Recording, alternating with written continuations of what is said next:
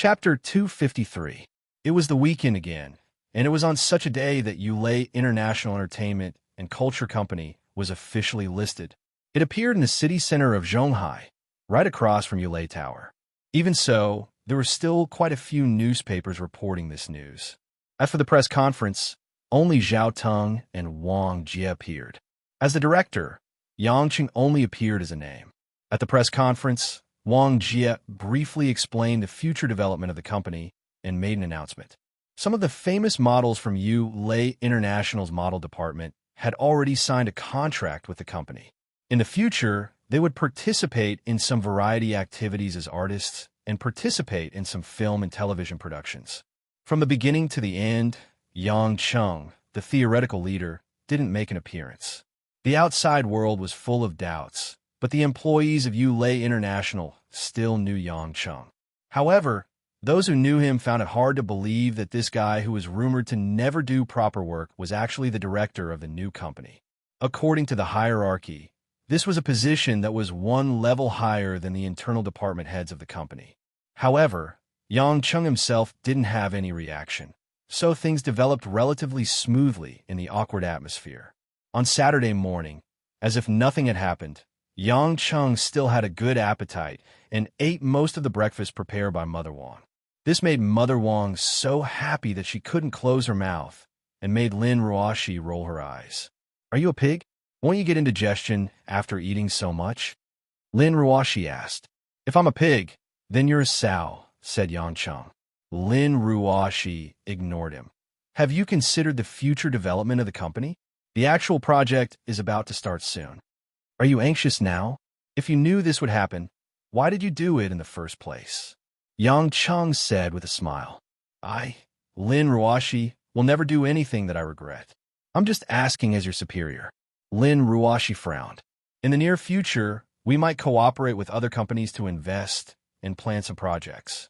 However, I heard from Wang Jie that we need to sign some artists to expand the company's resources and make a name for ourselves, so there's no rush," said Yang Cheng. "From Wang Jie? What do you think?" Lin Ruoshi said with dissatisfaction. "My idea is to strive to not lose money," Yang Cheng said.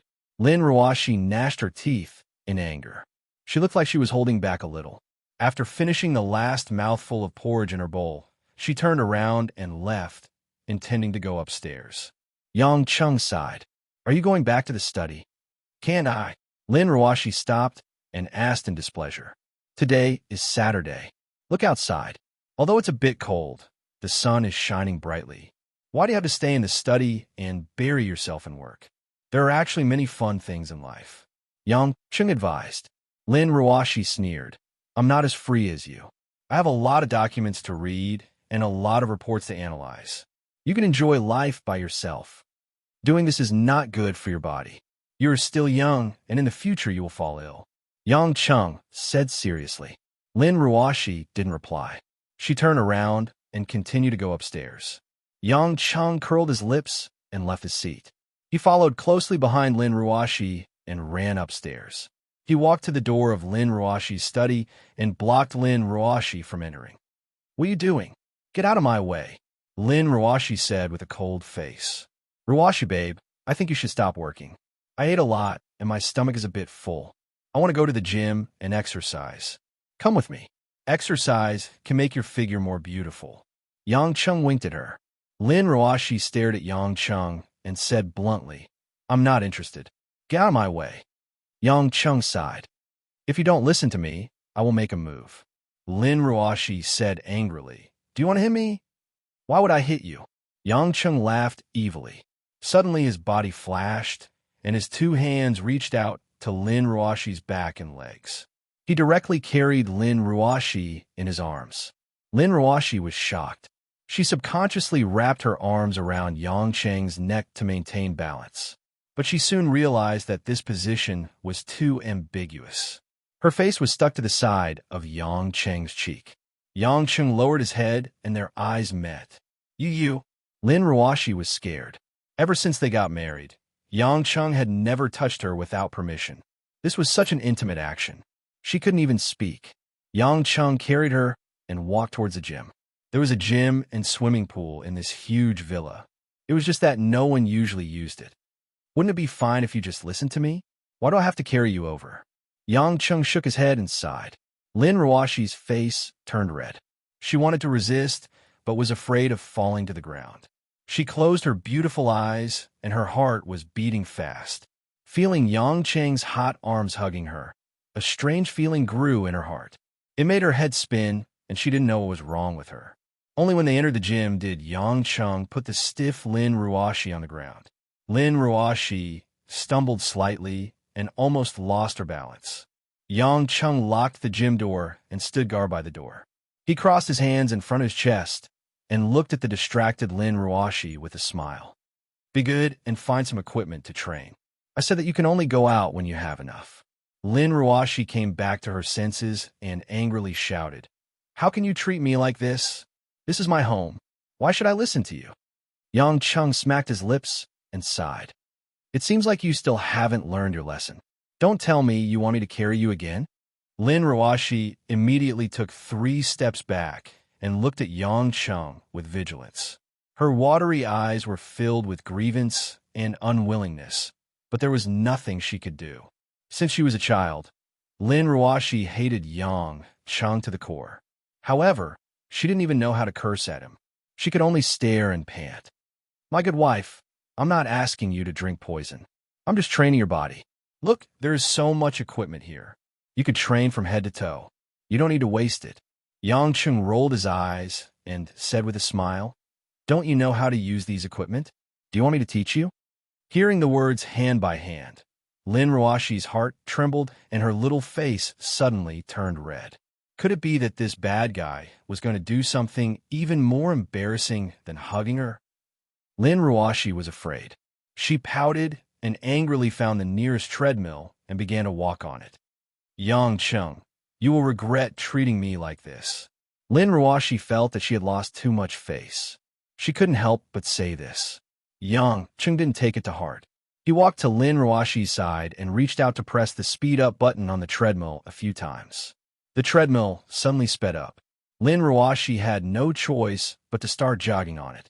It was Yang Chen's first time seeing Lin Ruashi running. Since there was a heater in the house, she wore a relatively loose set of white cotton casual clothes. Her fine black hair fluttered as she ran, and her captivating red lips opened and exhaled.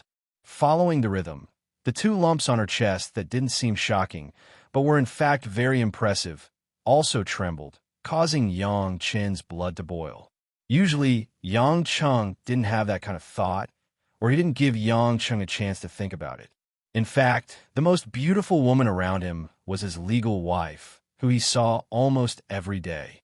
However, because of various reasons, ever since the first drunken accident, Yang Chung, who deliberately avoided and restrained himself, didn't pay much attention to Lin Ruashi's appearance and figure. At this moment, watching Lin Ruashi run at such a close distance, Yang Chung was slightly absent-minded. Lin Ruashi noticed Yang Cheng's unwavering gaze and inexplicably felt a little happy in her heart. In fact, no matter how much she disliked Yang Chung and was often angry for Yang Chung, she had already silently regarded this man as her husband. As a woman, it was a very painful thing to not get her husband's approval. Lin Ruashi knew how fatal her appearance was to men since she was young, and it was a fact now. However, she could attract countless gazes outside, but when she returned home, she couldn't attract this guy's attention. Moreover, this guy even blatantly went to look for other women. For the confident Lin Ruashi, this was undoubtedly a kind of regret and unwillingness. However, she would never say these feelings and would only pretend that it didn't matter. After all, from the bottom of her heart, Lin Ruashi couldn't completely accept Yang Chung. Moreover, there were many knots between them that couldn't be solved in a short time. She still needed time to think and feel. At this time, Yang Chung kept staring at her. It was okay for a while, but after a long time, Lin Ruashi really couldn't bear it. In the end, she could only pretend that she didn't see anything. The flush on her face was hard to fade, not knowing whether it was because of running or shyness. After nearly a mile of jogging, Lin Ruashi was panting and fine beads of sweat appeared on her forehead. Yang Chung chuckled, stopped the treadmill, and said, "Good girl. Next, it's my turn to exercise. Honey, help me." Lin Ruoshi was a little confused. When she heard Yang Chung said that he would help her, she timidly responded. It was rare for her to be so obedient, really like a well-behaved wife. "What exercise?" Lin Ruoshi asked softly. Yang Chung lay down on a blanket on the ground. "Do sit-ups. You only hold my feet. Just a simple pressure will do. You should have learned it in physical education when you were a child, right?" Lin Ruoshi answered with an N. She still knew sit-ups. After all, physical education scores were also needed for college entrance examination. She was not a complete princess. However, when she thought of using her hands or knees to hold Yang Cheng's feet in place, Lin Ruoshi was still a little embarrassed. She didn't dare to step forward. Yang Chung, who was lying down, saw that Lin Ruoshi didn't move. He laughed in his heart. He felt that this woman who was scared at this time was cute. He pretended to be displeased and said, "Baby Ruoshi, if you don't cooperate with me, then I have to do it for you. Do you want me to hold your legs?" "No." Lin Ruoshi immediately knelt down, stretched out her arms around Yang Cheng's calf, and put her knees on Yang Cheng's feet. Her pink cheeks were full of blush, and she shyly lowered her head. You do it. I don't want to do it." Yang Cheng tried hard not to laugh. In fact, he didn't need to exercise. He was purely teasing Lin Ruoshi to feel happy. This could also let this workaholic girl experience the taste of life and cultivate their relationship. Why not? I'm going to start. Yang Cheng's sit-up frequency was not fast. Get up, lie down. Get up, lie down. Every time he got up, his forehead was almost touching Lin Ruoshi's forehead. Face to face, the two could smell each other's breath. Lin Ruoshi felt the warmth. She slightly raised her head, and she could look into Yang Cheng's eyes. They could see themselves in each other's eyes. With Yang Cheng's rise and fall, the two met again and again, separated, met again, separated again. Later, Yang Cheng was getting slower and slower. Each time, he and Lin Ruoshi looked at each other for a longer time. Lin Ruoshi's blushing face slowly became a little absent-minded. Her clear eyes were full of complex emotions. There was sweetness, annoyance, bitterness, helplessness, all sorts of emotions. When Yang Cheng didn't know how many times he had done it, Yang Cheng stopped. His cheeks were close to Lin Ruoshi's. Their eyes reflected each other's face. "That's great. In your eyes, there's only me," Yang Cheng said with a smile. Lin Ruoshi was startled and immediately turned her head. Her breathing became a bit faster. "Are you done?" "No," Yang Cheng said. Lin Ruoshi turned her head. "Then the fiery breath drowned out Lin Ruoshi's unspoken words. Lin Ruoshi's cold, thin lips were suddenly swallowed by Yang Cheng's sudden kiss. Yang Cheng really wanted to stick out his tongue to peek at Lin Ruoshi's fragrant room. He really wanted to kiss her passionately for the entire morning, letting the unique fragrance of a woman fill his soul. However, he didn't want to stay. After kissing her passionately, he quickly let go of Lin Ruoshi's cherry lips. Lin Ruoshi was in a daze. Her mind was blank, and her eyes seemed a bit empty. Everything was a mess. She was kissed again in a situation where she was completely unprepared. Last time at the coffee shop, this time at the gym. Where would it be next time? Pa! Without any warning, Lin Ruoshi suddenly threw a slap at Yang Cheng's face. A light red mark appeared on the ground. Yang Cheng smiled and didn't say anything. He had guessed that this would be the result, and he didn't think of avoiding it. Lin Ruoshi's eyes were a bit watery. She slowly stood up, suppressed all the complicated emotions, and returned to her cold face. "Do you think it's fun to tease me? Do you think it's fun to do this?" "Not all of them," Yang Chun said with a bitter smile. "Then why?" "It's because I don't want to hear it." Lin Ruoshi shook her head, turned around, and ran to the gym door. She unlocked the door and rushed out. Hearing the sound of Lin Ruoshi slamming the door, Yang Chung sighed helplessly. "Silly girl, husband and wife kiss. What's there to be shy about? If you want to hit me, at least be gentle." Chapter 254. After the incident at the gym, Lin Ruoshi didn't say a word to Yang Chung for the entire weekend. Yang Chung looked at the woman who was frozen all over again and couldn't help but feel that there was still a long way to go before he thought. At least, Lin Ruashi saw him as a hooligan again. Although he wasn't considered a hooligan legally, he couldn't do anything about it since she saw it this way. On Monday, Yang Chung went to work and bought breakfast for the women in the PR department, as usual. He chatted with Zhao Hongyan and the others for a while. Then he left the headquarters of Yulei and ran to the newly built office building opposite. He took the elevator all the way to the 50th floor. When he walked out of the elevator, he was greeted by the eye-catching bright signboard of Yulei Entertainment Culture Company. There were two sweet and dignified young girls sitting at the front desk. They looked to be around 23 or 24 years old, most likely freshmen. Director Yang, you're here. Wang Jie, who was wearing a light blue business suit, smiled as usual and was already waiting for him at the door. Beside her was Zhao Tong, who was also nodding at Yang Chung. Yang Chung didn't expect his two assistants to really think so highly of him. They were waiting for him at the company's door so early in the morning. Fortunately, he wasn't late and came at the appointed time. Otherwise, he would be letting down these two colleagues who were working hard. Seeing that his subordinates respected him so much, Yang Chung subconsciously made up his mind. He couldn't say that he would do everything himself, but he would do what he had to do seriously.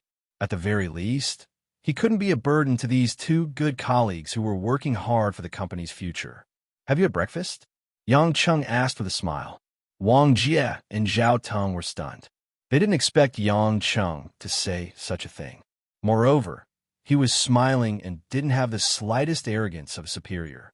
From their point of view, Yang Chung was able to sit in such a high position at such a young age and still be so indifferent and peaceful. As a result, Yang Chung was unconsciously looked up to by them. The two of them nodded. Zhao Tong smiled and made a gesture of invitation. Director Yang, let me show you your office. You were busy last week and couldn't make it. Let me introduce you to our departments. Although Yang Chung was not interested, he still responded and followed Zhao Tong and Wang Jie to inspect the company. Because it was an entertainment company, other than the administrative staff, there were also many entertainment workers, producers, and, of course, some training rooms and artist studios. Therefore, it was necessary for Yulei to buy the 10-story office building. Yang Chung followed Zhao Tong and Zhao Tong to 7 floors before arriving at the executive floor where he worked. Walking into the bright and tidy office hall, many busy employees looked at Yang Chung curiously. Everyone was wondering who the young man was that needed the company's 2 managers to accompany him was. When Yang Chung walked into his director's office, almost everyone's eyes fell out. This seemingly ordinary and rash young man with a smile was actually the company's real leader, the director who had never shown his face. Although Yang Cheng's office was not as big as Lin Ruashi's CEO office, it was still more than 100 square meters. Outside the huge floor-to-ceiling windows was the bustling scenery of Zhonghai City. Directly opposite was the headquarters of Yulei. Green potted plants were placed around the office. There was a mahogany desk and a leather swivel chair. There were a few black sofas made of hard leather. An Apple computer was turned on. On the desktop was Yulei's logo, and below it was the words Entertainment Company. Yang Chung was very satisfied. He suddenly felt that being the director wasn't a bad choice. At least this office was comfortable to look at. It's well decorated. I like it, Yang Chung said to Wang Jie and Zhao Tong. As long as the director likes it. If there's anything you need, feel free to let the secretary know, Zhao Tong said. Oh, right. Does the director need a secretary or an assistant? We already have enough basic administrative staff, but we're still recruiting assistants. If there's a need, I can help the director find one, or the director can pick one himself. Secretary? Assistant? A saying popped up in Yang Cheng's mind. If there's nothing to do, do the secretary. If there's something to do, do the secretary. Thinking about this, Yang Chung was really tempted. Unfortunately, the women he could touch now were Lu Mingyu, who was the head of the public relations department, Xiang Wei, who was the boss of the underworld, and he had a lot of things to do. If you were to talk about others, Tang, one who hadn't contacted him for a few days, could be touched. Although he hadn't met her yet, she had so many businesses, Why would she be his secretary? The most suitable one would be that chick on Sheen. She was definitely cultured. Whether it was doing things or being done, she was very good at it. Unfortunately, she was still playing hide-and-seek on the plane. Although he really wanted to see if there were any beauties suitable to be his secretary, Yang Chung gave up. He had unintentionally provoked so many women. How would he be able to take care of them all if he went to look for them? Forget it. I'm also a lazy person. Don't put too much hope on me. You two will have to work harder to share the daily work. I believe in your abilities. If you really think it's hard to make a decision, or if you need to discuss it with me, then let me know, Yang Chung said. Zhao Teng and Wang Jie looked at each other helplessly, but they still agreed. Yang Chung looked at the desk and saw a stack of documents. He asked, "What are these?" Zhao Teng immediately explained, "Director, although our company is still recruiting artistes and managers, we can't just wait until we have enough people before we start work. Therefore, we plan to start 1 or 2 projects in the near future. These are the projects that we plan to invest in. After all, it's the first official project investment since the company was established. Therefore, I hope that director can directly participate in it." Yang Chung had a headache, but seeing that his 2 assistants were so dedicated, he could only sit down. He pretended to take the pile of documents and casually flipped through them. Zhao Teng and Wang Jie sat on the opposite guest chair, quietly waiting for Yang Chung to speak. Yang Cheng's reading speed was still very fast. Although there were some professional things that he didn't understand, it didn't affect him much. After looking through approximately 8 proposals, Yang Chung frowned and asked, "The investments for these projects, no matter if it's movies, dramas, commercials, variety shows, or fashion shows, with the current team of our company, they all require the participation of external manpower in order to be completed, right?" "Yes, director. Actually, movies can be produced with low cost. Some movies that are produced with an investment of 2 to 3 million can also make a lot of profit," Wang Jie suggested. "I think we can look for some good scripts, hire 1 or 2 outstanding A-list movie stars, and make the cost not more than 10 million. That way, the movie that's produced should have a high profit ratio." Yang Chung smiled and said, "Let me ask you a question." "Huh?" Wang Jie was stunned. "Director, please ask. What's the total scale of our Yulei group?" Yang Chung asked. Wang Jie didn't understand, but she still answered, "Excluding the liquid funds, the total assets are close to 30 billion. Then what's the status of our Yulei in the country?" "Of course it's the leader in the industry. After 2 years, when the new materials are invested, we'll definitely be one of the top fashion companies in the world," Wang Jie said proudly. Yang Chen nodded.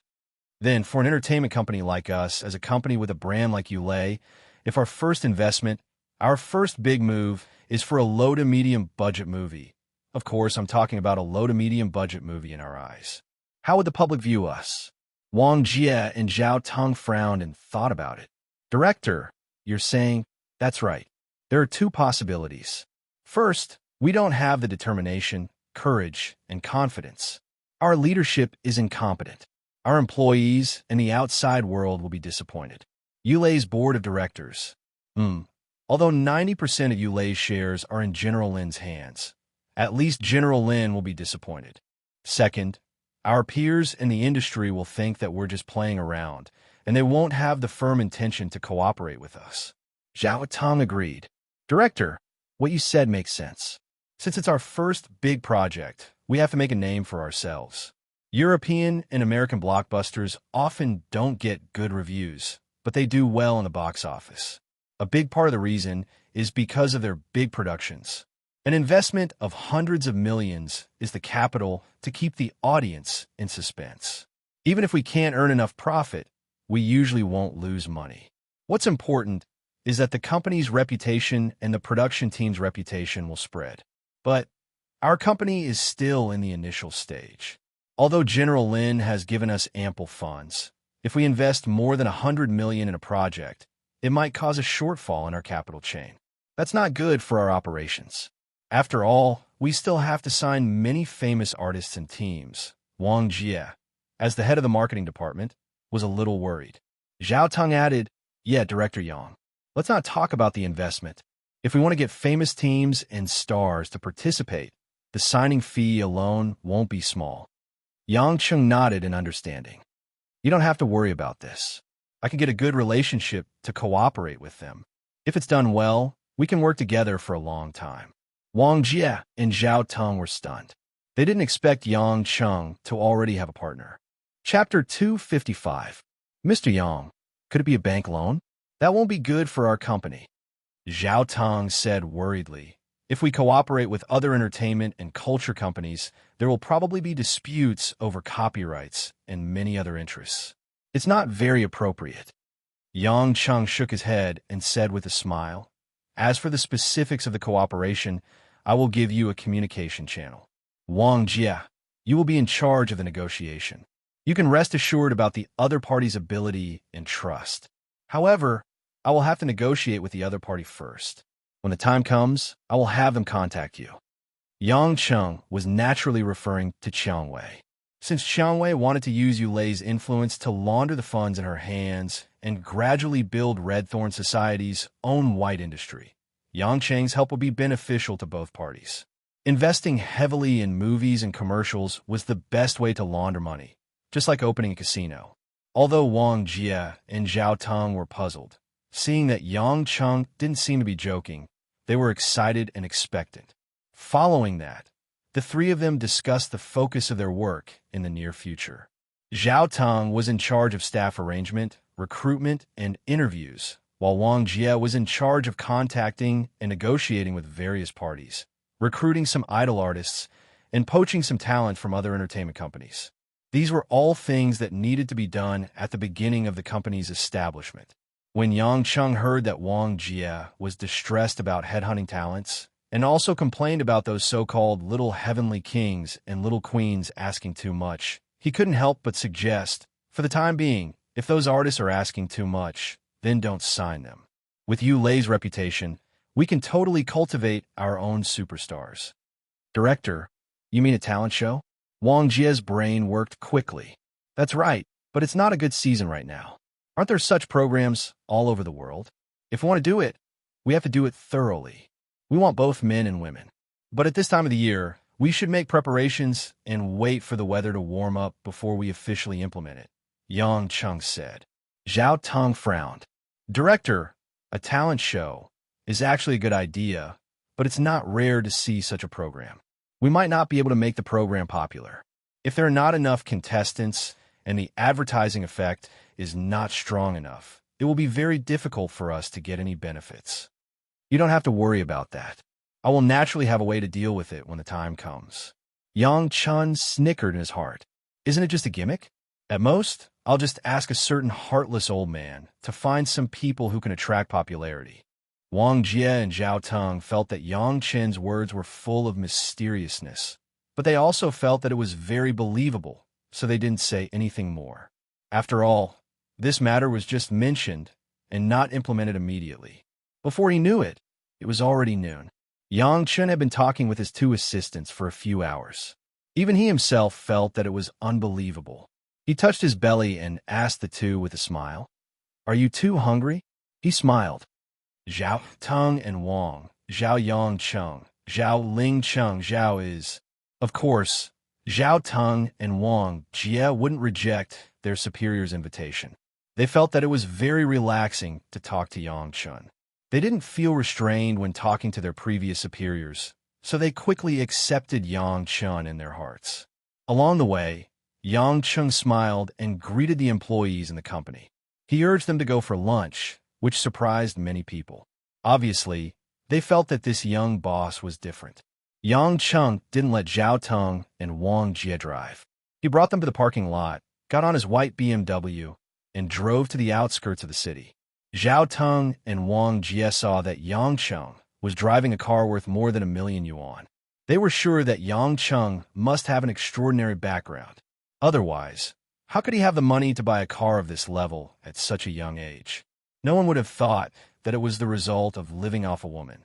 What made Zhao Teng and Wang Jie even more baffled was the place Yang Chun brought them to eat at. They initially thought that it would be either an exquisite Chinese restaurant or a quiet Western restaurant. Who would have thought that Yang Chun would choose a random hot pot restaurant by the roadside? The small hot pot restaurant was steaming hot. Most of the customers were citizens and migrant workers dressed in rough clothes. Yangshin walked into the restaurant with Zhao Teng and Zhao Yu. They were all well-dressed, and it was obvious that they were upper-class workers. Many people looked at them in surprise, especially Wang Jia. She was born in an upper-class family and had never been to a restaurant like this. However, she was too embarrassed to refuse Yang Cheng's kindness.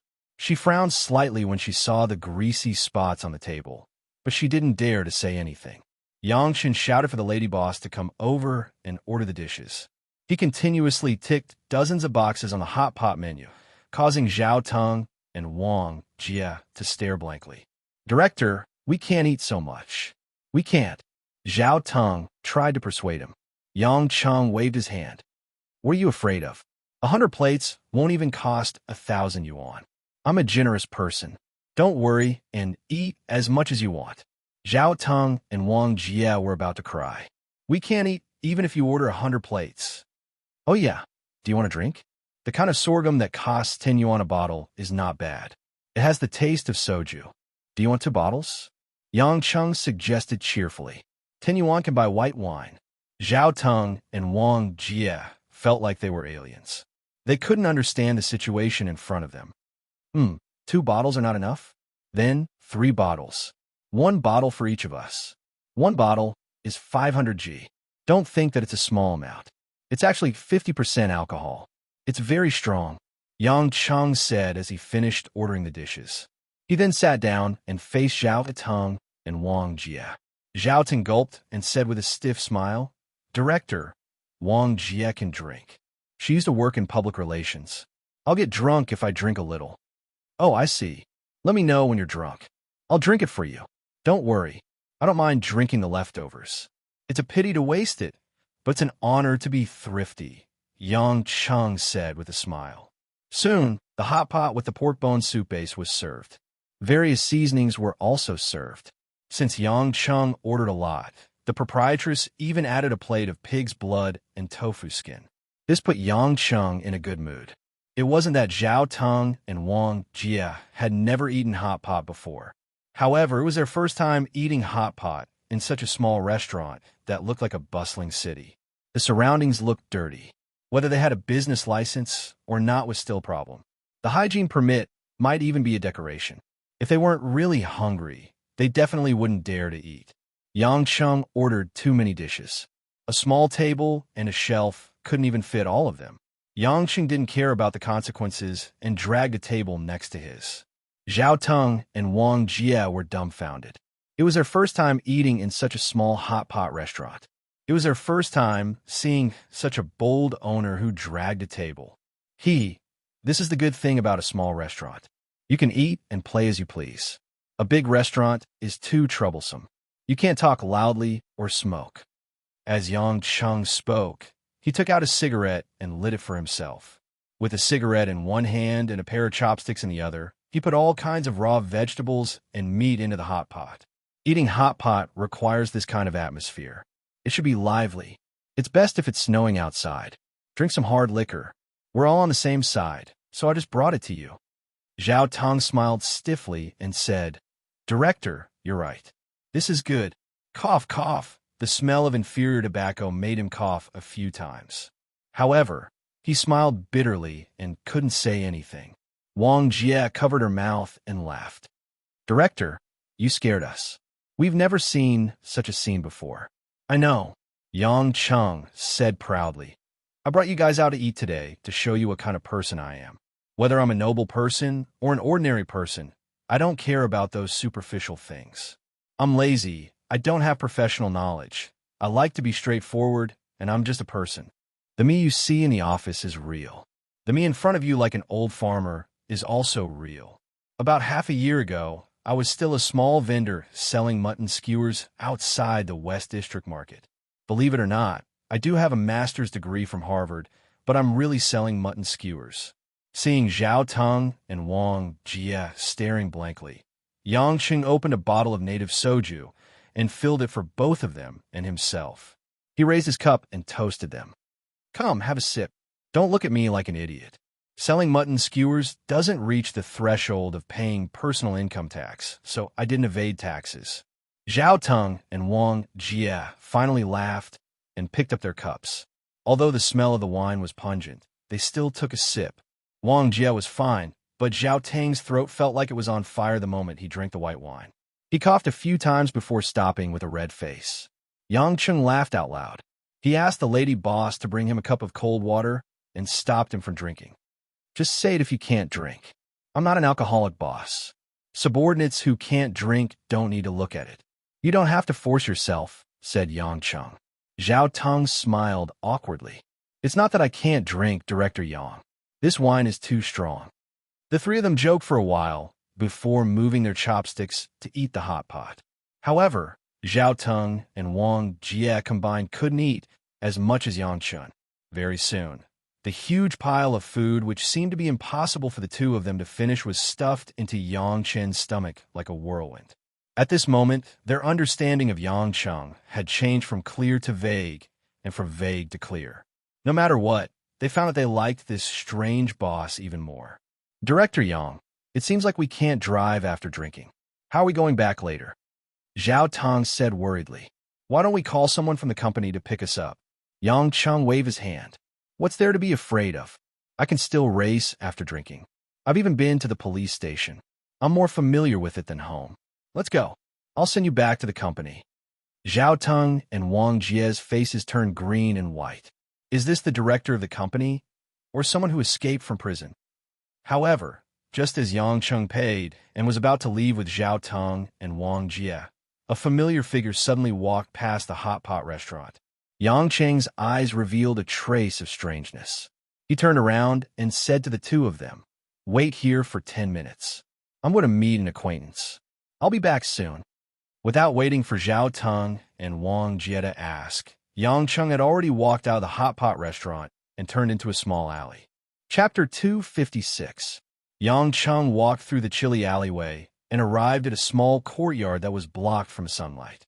The courtyard was a little old, and the door wasn't locked during the day. The osmanthus and ginkgo trees in the courtyard made the whole courtyard look especially cold.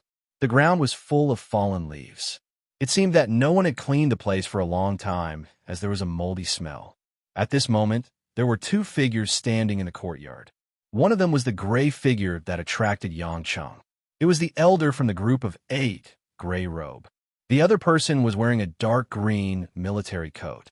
His back was facing the direction of the door, and he seemed to be staring blankly at the gray sky of the city in the distance. It was Lin Jigua, Gray Robe's personal bodyguard. After they parted in Tibet that day, Yang Cheng didn't have a good impression of this man, who was over 50 years old. Yang Cheng wasn't someone who didn't respect his elders. Even if he didn't have any elders, it didn't mean that he would always respect them. At least, Lin Jigua's past and the way he handled things now made Yang Cheng feel uncomfortable. He could understand why Lin Ruoshi and Yun Miao, as his granddaughter and wife, couldn't accept him. As for the title of General of Yellow Flame Iron Brigade, it was nothing special to Yang Cheng. Now that he saw Lin Jigua, Yang Cheng didn't show any friendliness. He just asked faintly, "What's the matter? You asked Gray Robe to lead me here? You seem to be very busy." Lin Jigua turned around with a serious expression. "Say it. If there's nothing else, I have to send someone off." Yang Cheng didn't want to say much. In fact, he didn't like people who acted high and mighty just because they were elders. Lin Jigua frowned and said, "Yang Cheng, I'm your elder. Don't you even have the most basic respect?" Yang Cheng chuckled and shook his head indifferently. "I'll wait until Ruoshi is willing to admit that you're her elder. Ruoshi is throwing a tantrum with me. Can't you see that? All I can see is that you really don't act like an elder." Yang Cheng was a little impatient. "If there's nothing else, I'm leaving." Lin Jigua glared fiercely, and his entire body emitted an awe-inspiring aura. It was as though the aura of the entire courtyard had frozen. "Your attitude disappoints me." Yang Cheng was not afraid at all. He laughed in his heart. If it wasn't for the fact that he was indeed Lin Ruoshi's blood relative, he would have rushed up and kicked him away for daring to compete with him in terms of aura. It's best if you don't show me the way you treat those people from the Yellow Flame Iron Brigade. My patience has a limit. If you provoke me, it won't do you any good. Yang Cheng said with a cold gaze. Lin Jigua's face was a little red. It was obvious that he was angry. However, the calmer Yang Cheng's expression was, the more he didn't dare to flare up. He originally wanted to show the attitude of an elder and make Yang Cheng admit defeat. However, he didn't expect that Yang Cheng wouldn't buy it and would completely ignore him. What was worse was that Yang Cheng seemed to have the same feelings as Lin Ruoxi. They both hated him. This was undoubtedly a huge blow to Lin Jigua. He originally hoped to rely on his relationship with Lin Ruoxi to rope in Yang Cheng. However, it seemed that he had overreached himself. Was he too impatient? Lin Jigua asked himself.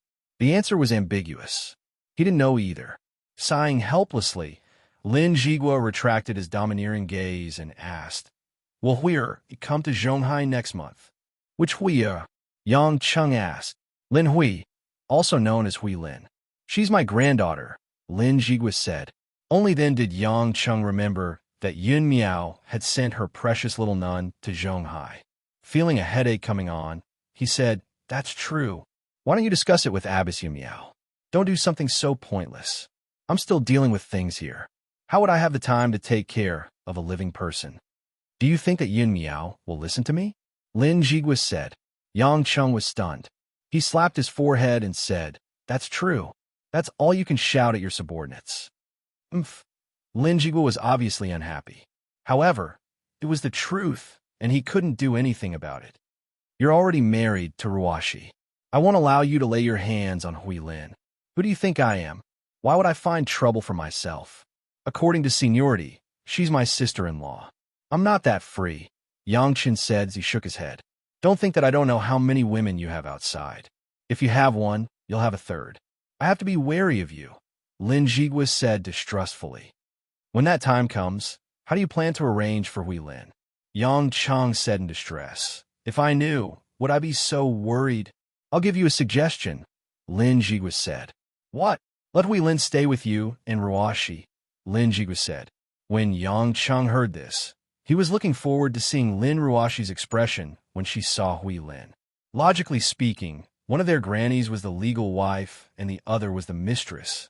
They should be enemies too. However, both of them were otherworldly characters. One was quiet and cold, while the other was cute and straightforward, pure and kind. What was worse was that they didn't seem to be interested in his grandfather. Perhaps they had a common enemy and became good sisters? Who's older, Hui Lin or Ruoxi? Yang Cheng had been struggling with this question. A trace of affection flashed in Lin Jigua's eyes. Hui Lin is younger than Ruoxi by 10 days. Ruoxi is born on the 5th of September, and Hui Lin is born on the 15th of September. Why does Hui Lin look a few years younger? Kids who live in the mountains are indeed more innocent, Yang Cheng sighed. Lin Jigua glared at him. "You really have evil intentions towards Hui Lin."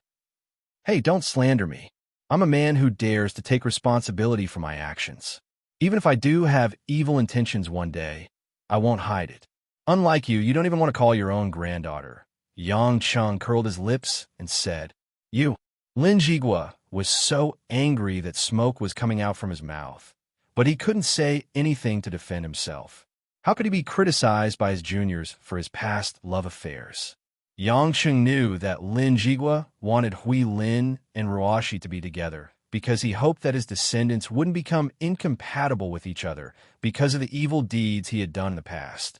With such an opportunity, he hoped to push the boat along with the current and let his descendants get closer to each other. Yang Cheng didn't mind this approach, but he had to talk to Lin Ruoxi when he got back. Moreover, Hui Lin's identity was a big problem.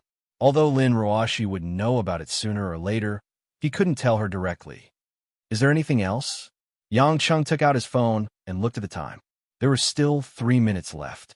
Lin Jigua pondered for a moment and said, "The Godstone is still in your hands." A strange light flashed in Yang Cheng's eyes. He smiled strangely and said, "Didn't Flower Rain see it that day? I've already thrown the Godstone to Yamata sect." "That's fake." Lin Jigua looked straight at Yang Cheng as if he was hoping to find something from Yang Cheng's facial expression. However, he found that it was futile. Yang Cheng said without changing his expression, "Why do you say that? You should know that the God Stone is more of a burden than a treasure to me. I won't lose anything even if I throw it to Yamada's sect. Although the God Stone is useless to you, you should know very well that the world won't be peaceful if the God Stone is in the hands of other organizations. I'm sure you don't want to see such an outcome. That's why you've been carrying the God Stone." Lin Jigua said, "Now that you've thrown the fake God Stone to Yamada's sect on purpose, you want to make Yamada's sect the target of public criticism. Not only will you attract those who covet the God Stone to attack Yamada's sect, but it will also give you peace for a period of time so that the people around you won't be implicated. Am I right?" Yang Cheng smiled and said, "This is all your speculation. If Yamada's sect got the fake one, wouldn't they say it? Not only is Noriko Okawa of Yamada's sect a super expert at the ground ninja level, but he's also the leader who made Yamada's sect a world-class organization. Even if he got the God Stone, he wouldn't foolishly explain to other organizations that it's a fake. That's because no organization will admit that it's the real one after getting the God Stone. Therefore, it'll only make things worse and attract more attention and enemies." Lin Jigua couldn't help but laugh and said, "Tokugawa must be furious now. This time, you brought a lot of trouble to the Yamada sect with your graft. As far as I know, Japan's Takamagura has already made some tentative attacks on Yamada's sect. Think whatever you want. Anyway, the God Stone isn't in my hands now. Whether you believe it or not, I hope that the Yellow Flame Iron Brigade won't disturb my life because of the God Stone. You should know that I came back to live a peaceful life, not to fight with you. Moreover, you're no match for me at all," Yang Cheng said coldly and turned to leave the courtyard. After Yang Cheng left, Grey Robe, who had been silent, walked up and asked respectfully, "Master, is the God Stone given by young Master Yang really fake?" Lin Jigua shook his head and said, "I don't know. I was just testing him. Ever since Yamada's sect got the God Stone, they haven't made any moves. Noriko Okawa is a sly old fox. He knows that whether it's real or fake, staying silent is the best choice. If it's real, then where's the real God Stone?" Grey Robe asked. "Only Yang Cheng knows about this." Lin Jigua rubbed his forehead as if he had a headache. "Let's go, Grey Robe. Let's return to Beijing. This time, we didn't manage to stop Hanya and Tanuki from Yamada's sect in Zhonghai. We underestimated Yamada's sect's strength.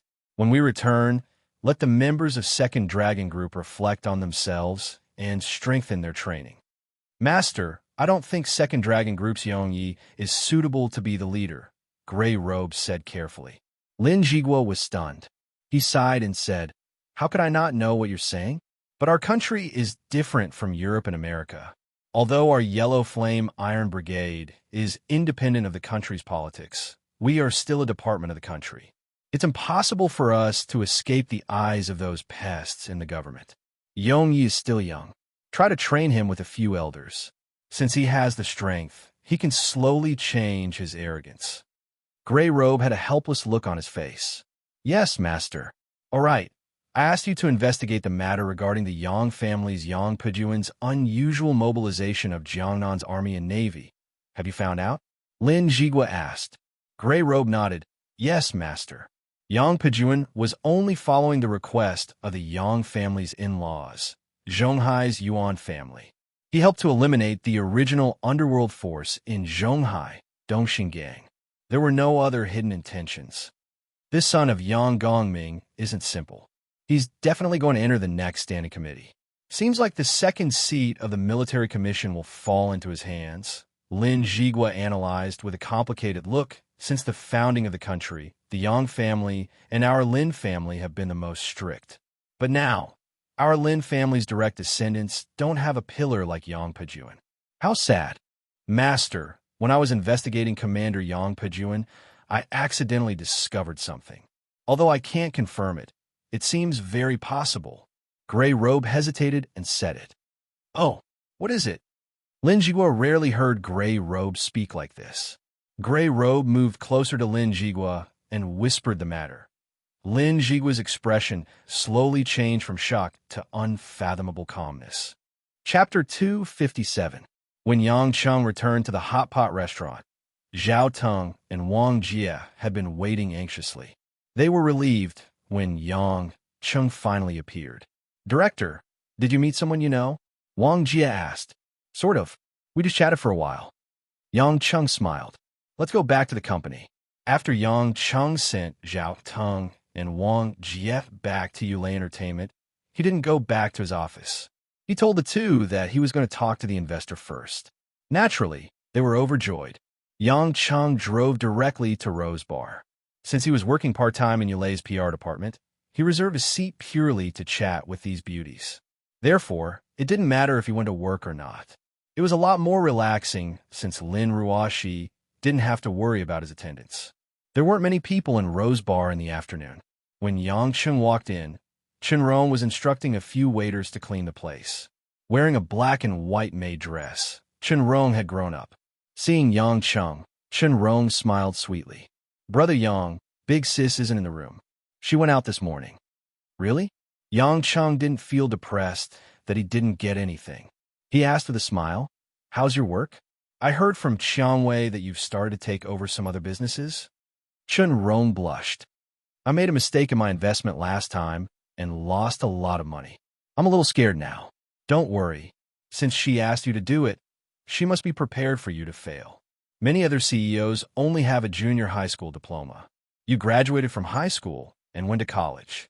If you learn from Qiangwei seriously, you'll definitely be able to take charge in 2 years." Yang Cheng smiled mischievously. "When our Rong can be the big sister, I can take your sister Qiangwei away. I still have to count on you." Chenrong pouted and nodded happily. Yang Cheng then dialed Qiangwei's cell phone and found out that Qiangwei had actually gone to the apartment of the Sea Eagles to see how the Sea Eagles were doing. Yang Cheng had asked her to take good care of the members of the Sea Eagles, and Qiangwei was indeed very responsible. Galloping all the way, Yang Cheng quickly arrived at the apartment building where the members of Sea Eagles lived.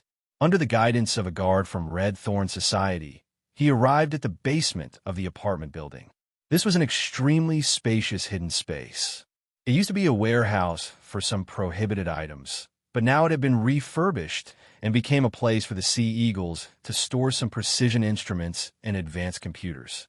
After Yang Cheng walked into the basement, he immediately saw rows of advanced instruments arranged neatly. There were displays of different sizes, some displaying data, some displaying video images, and some displaying maps. All kinds of specialized information could only be understood by people who had gone through professional information military training. At this moment, Qiangwei, who was wearing a fiery red leather coat and had a graceful figure, was talking to Molin, the captain of the Sea Eagles, with a few of her trusted subordinates. Qiangwei had specially brought along a subordinate who was proficient in many foreign languages to act as a translator. Seeing Yang Cheng walk over, Qiangwei walked up with a sweet smile and hugged Yang Cheng. "Hubby, your friends are too amazing. If I had them help me back then, I would have destroyed the West Union Society in Dongxing a long time ago. I wouldn't have needed to spend so much time planning and scheming." Yang Cheng scratched Qiangwei's nose. "The process of your own creation is the most beautiful. Using nuclear weapons to flatten a city is meaningless other than ending everything." Molin looked at Yang Cheng and Qiangwei enviously. "Your Majesty Pluto, are there many beautiful women like Miss Qiangwei in Huaxia? Can you introduce me to one? I suddenly want to marry a woman from Huaxia." "You want to settle down in this country?" Yang Cheng asked curiously. "Why not? There are delicious food, strong liquor, beautiful women, and everything is cheap. This is heaven," Molin said excitedly. Yang Cheng curled his lips and smiled bitterly. "Wait until you live here for half a year. If you still think it's suitable for you at that time, you could just let Qiangwei be your matchmaker." After hearing the translation, Qiangwei giggled and rolled her eyes at Yang Cheng. "I'm not going to be a matchmaker. I don't even have a proper identity. It's more appropriate to be a matchmaker for myself." "You're saying this again? If you say it again, I'll spank your butt." Yang Cheng playfully pinched Qiangwei's butt. The soft and bouncy taste made him want to fondle it fondly. Rose's face was as red as blood. She bit her crystal-like lips and said, "Everyone is watching. Do you want me to lose face in front of my subordinates?" Yang Chung glanced at the people in front of him coldly, including the members of Sea Eagles. They all tactfully turned their heads away. Although they wanted to see, Pluto's cold eyes were not that easy to resist. "See, they don't see anything." Yang Chung smiled evilly. Xiang Wei was helpless against her lover's shameless behavior. She smiled and punched Yang Cheng's chest a few times. "The computer system here has been set up. We can officially start using all kinds of monitoring devices. From now on, the places you asked to be monitored are all under our control. Now we're planning to go to the training room. A group of elites that I picked are being trained by the members of Sea Eagles. Hubby, do you want to go?" Yang Cheng nodded. He knew the strength of the members of Sea Eagles, so he wasn't very interested. However, Xiang Wei was very interested, so he didn't mind accompanying her. The training room was on the second floor of the apartment. The walls of the entire floor were opened up. It was designed to be like a karate training room with bright lights and high-quality wooden flooring. Opening the door, Yang Cheng and Xiang Wei walked into the room. A burly figure flew toward them. Yang Cheng's eyes were sharp. He took a step forward and caught the burly man with one hand. He spun in a circle and stabilized the burly man's body on the ground. It was a new member of Red Thorn Society wearing a blue martial arts suit. He was 8 meters tall. When he turned around, he saw that it was Yang Cheng and Xiang Wei. He immediately took 3 steps back respectfully. He was slightly trembling from excitement. He bowed and said, "Hello, Mr. Yang." "Hello, President." Yang Cheng nodded and looked at the center of the training room. The new members of Red Thorn Society in blue suits were here for training. These people already had a good foundation in martial arts. What they needed was more professional guidance to make a breakthrough. There were only 2 members of Sea Eagles in white martial arts suits. One was a black member with braids, and the other was the female member, Adeline, who claimed that she wanted to lose weight. It was Adeline who had thrown the burly man. The loose martial arts suit looked a little tight on this white woman. Her breasts and perky, but were still very attractive. When she saw Yang Cheng walk in, she smiled and said, "Your Majesty Pluto, Miss Xiang Wei, I'm so sorry. I used too much force." Yang Cheng smiled bitterly. "Adeline, don't use the training methods of Sea Eagles to train them. Their foundation is only at the level of ordinary special forces soldiers. You only need to use slightly higher strength and speed to fight with them. The main thing is to train their skills. Strength and speed need long-term training in the future." "Okay, men, continue," Adeline said to the male members in broken Hua Xiao language. Yang Cheng couldn't help but twitch the corner of his mouth when he heard Adeline's words. Xiang Wei also heard something strange. She pinched the soft flesh on Yang Cheng's waist and said, "You only know how to think." At the same time, the 8 new members of Red Thorn Society swarmed up and began to fight with Adeline. Adeline easily avoided the punches and kicks of these young men. Almost every one of them was beaten to the ground in one move. They were so sore and numb that they temporarily lost the ability to fight. Xiang Wei was surprised. She knew the combat ability of her men very well. She didn't expect a woman like Adeline to have such terrifying martial arts. Xiang Wei originally thought that her martial arts were the best among women, but now it seemed that she couldn't even last 3 moves against Adeline. However, Adeline was only the most ordinary member of the Sea Eagles. As the captain, Mullen Superior, and the leader of the Sea Eagles, what kind of strength did he have? That was the combat ability of the world's top mercenary. This was too terrifying. Adeline looked at the young men rolling on the ground and sighed. "If I used my real strength, you would all be dead now." This sentence in Huaxia language was quite accurate. It was so accurate that the male members who heard it had the urge to die. After fighting for the whole morning, they still couldn't withstand a single blow. Xiang Wei turned her head and looked at Yang Cheng, who was silent and smiling. "Hubby, compared to Adeline and the others, how far are you from them?" From Xiang Wei's point of view, Yang Cheng's skills must be much stronger than Adeline and the others. But now that she saw Adeline's speed and strength, she was curious about the result if Yang Cheng fought with Adeline. Yang Cheng smiled. "Baby, It seems that you still don't quite understand what I told you. What do you mean? Qiang Wei asked doubtfully. Different worlds can't be compared. Yang Cheng shook his head and smiled. He walked forward and said to Adeline and another black member who were a little bored, "You guys come up together and fight with me." Adeline and the black member were stunned. Adeline, who was very arrogant just now, said timidly, "Your Majesty Pluto, do we really want to do that? Don't ask too much. Use all your strength, spare no effort, and attack me by hook or by crook," Yang Cheng said. Adeline and the black man looked at each other and nodded. Both of them exuded a chilling aura at the same time. The casual expression on their faces also disappeared. Adeline, who looked young and innocent, instantly turned into a cold and sharp sword. Not far away, Qiang Wei and all the members of the Red Thorn Society held their breath as they watched the changes on the scene. They suddenly realized that this was the true face of the Sea Eagles.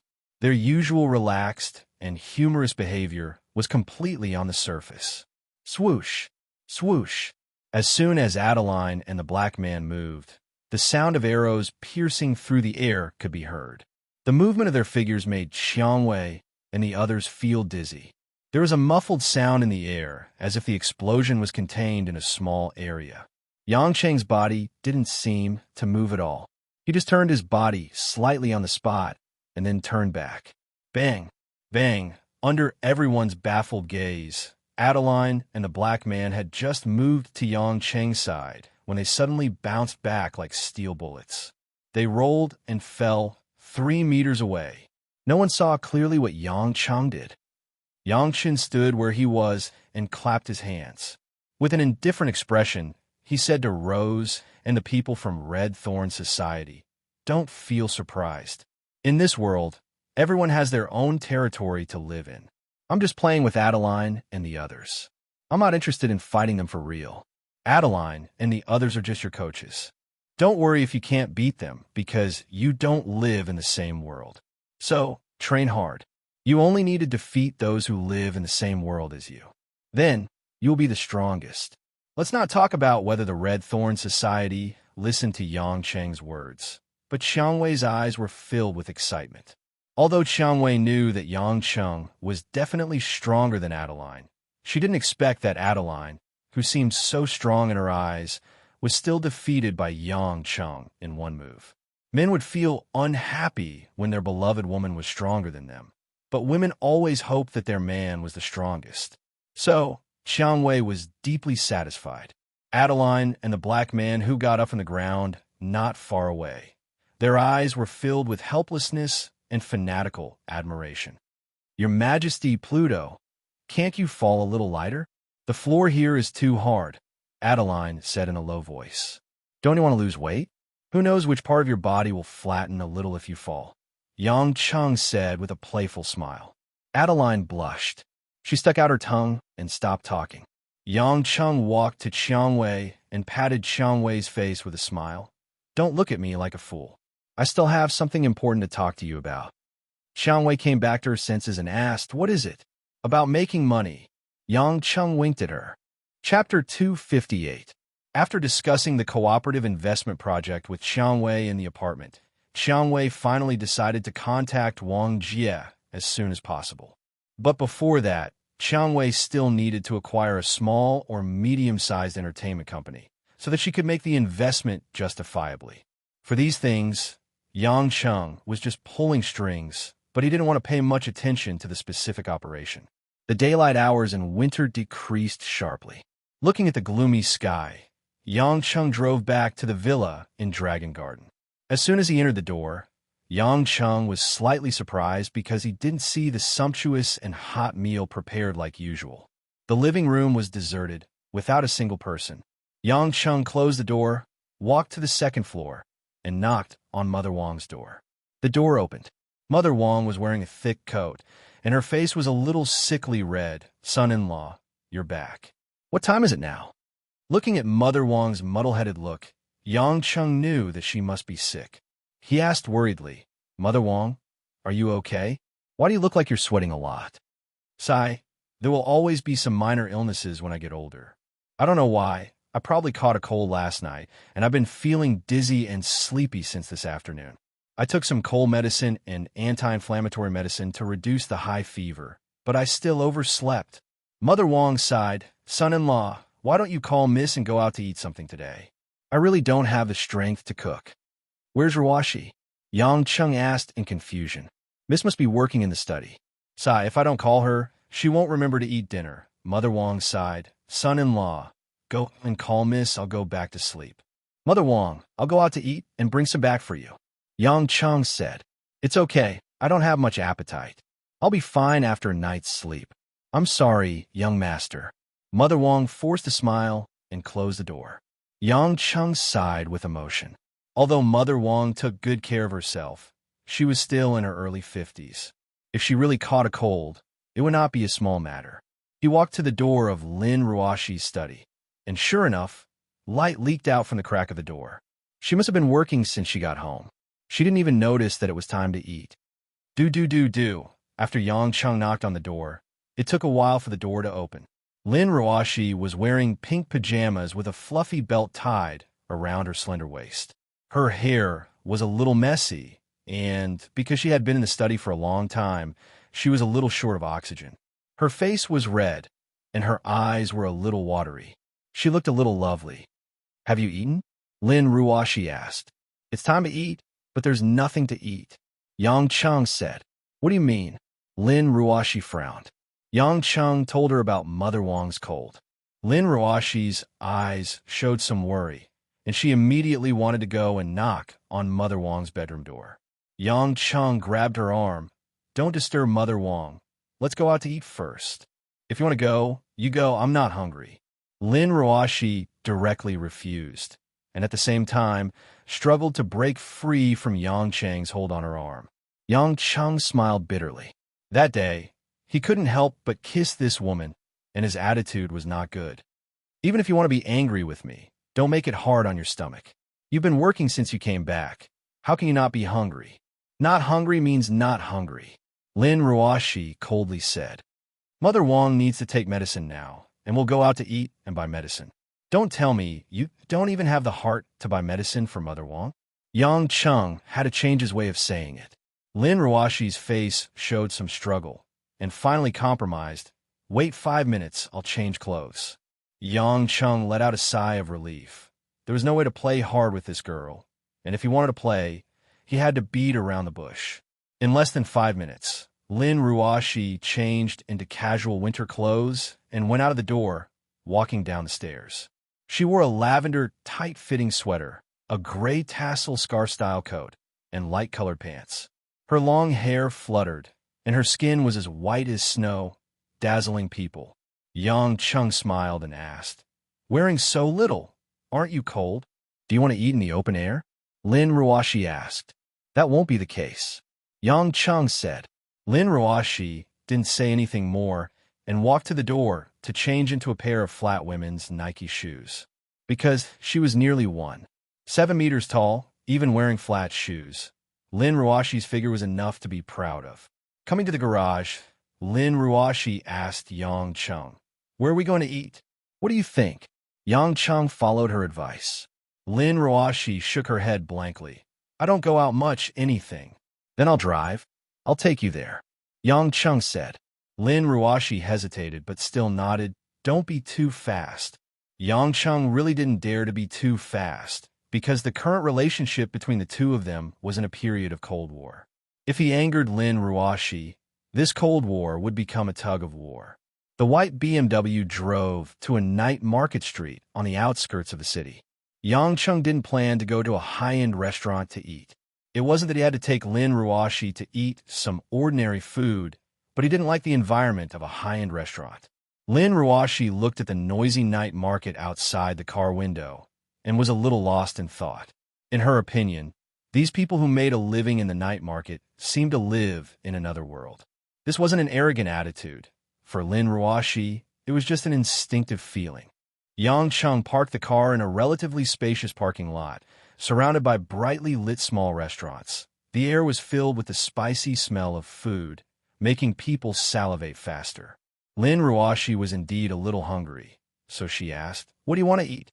Yang Chung pointed to the nearest restaurant with the crayfish sign. Have you eaten that before?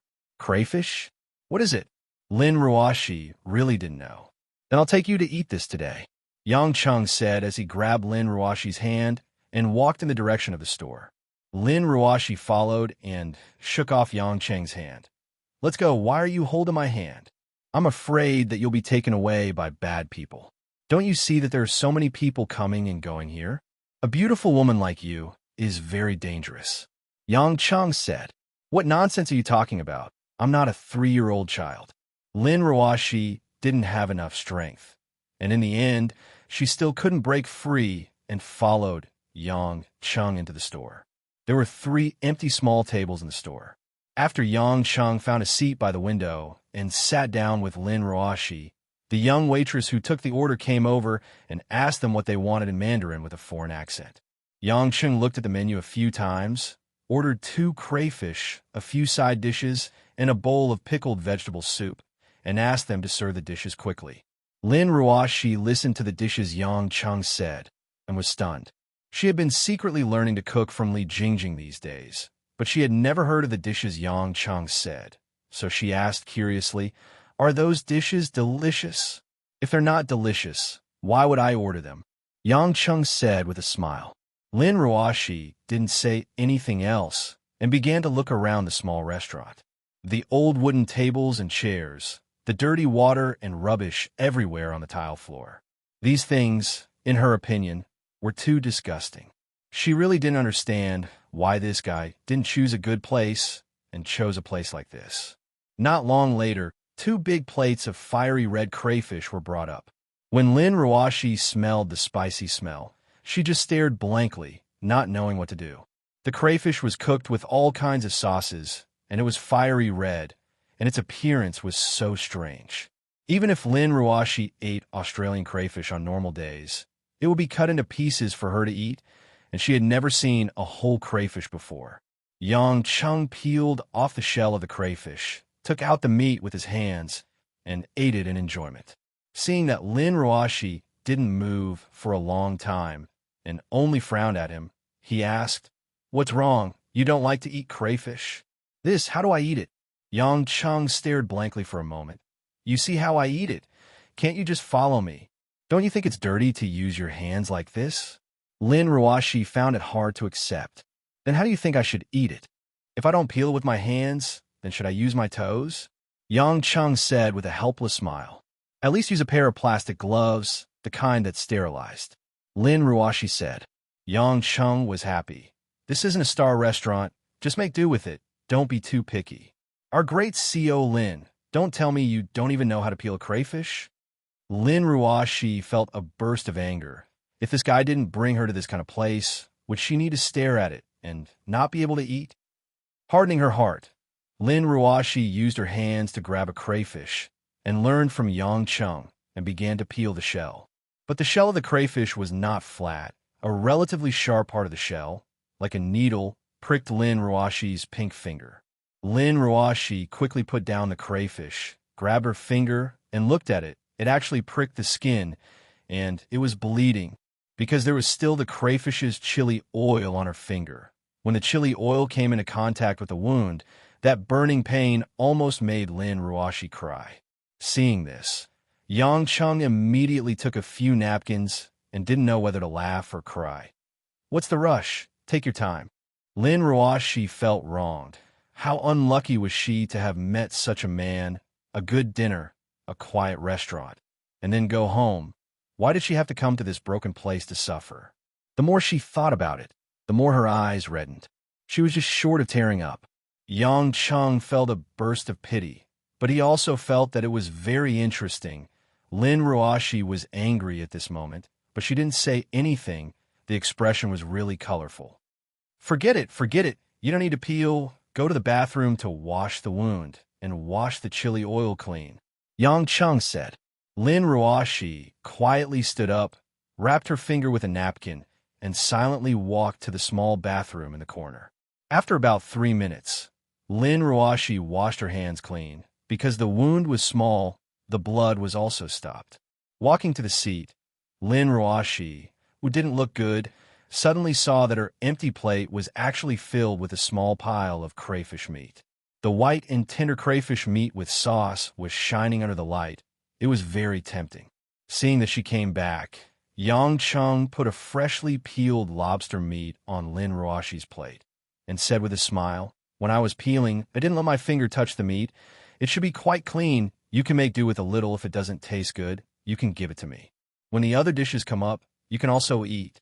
Lin Ruashi looked at her plate full of lobster meat and a large pile of lobster shells in front of Yang Chung.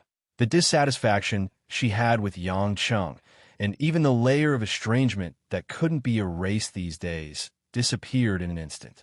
Yang Chung, who didn't feel anything, asked with some distress, "Why don't you eat? You really don't want it? It actually tastes good." Yang Chung. Lin Ruashi looked at him with a complicated expression and said, "Has anyone told you before that you are a fool?"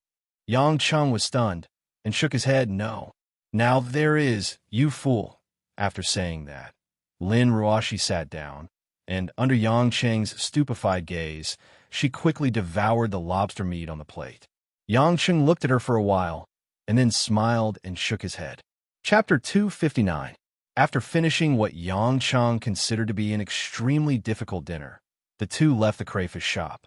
The night market was filled with the smell of all kinds of snacks, but the two of them didn't have the space to try any. Lin Ruashi looked around at the shops and asked, "Where can we buy medicine from Mother Wong?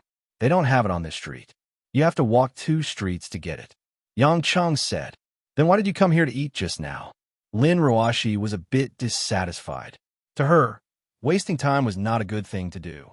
Yang Cheng scratched his head and said with a smile, "I didn't think too much about it. I just suddenly wanted to eat some crayfish, so I came here."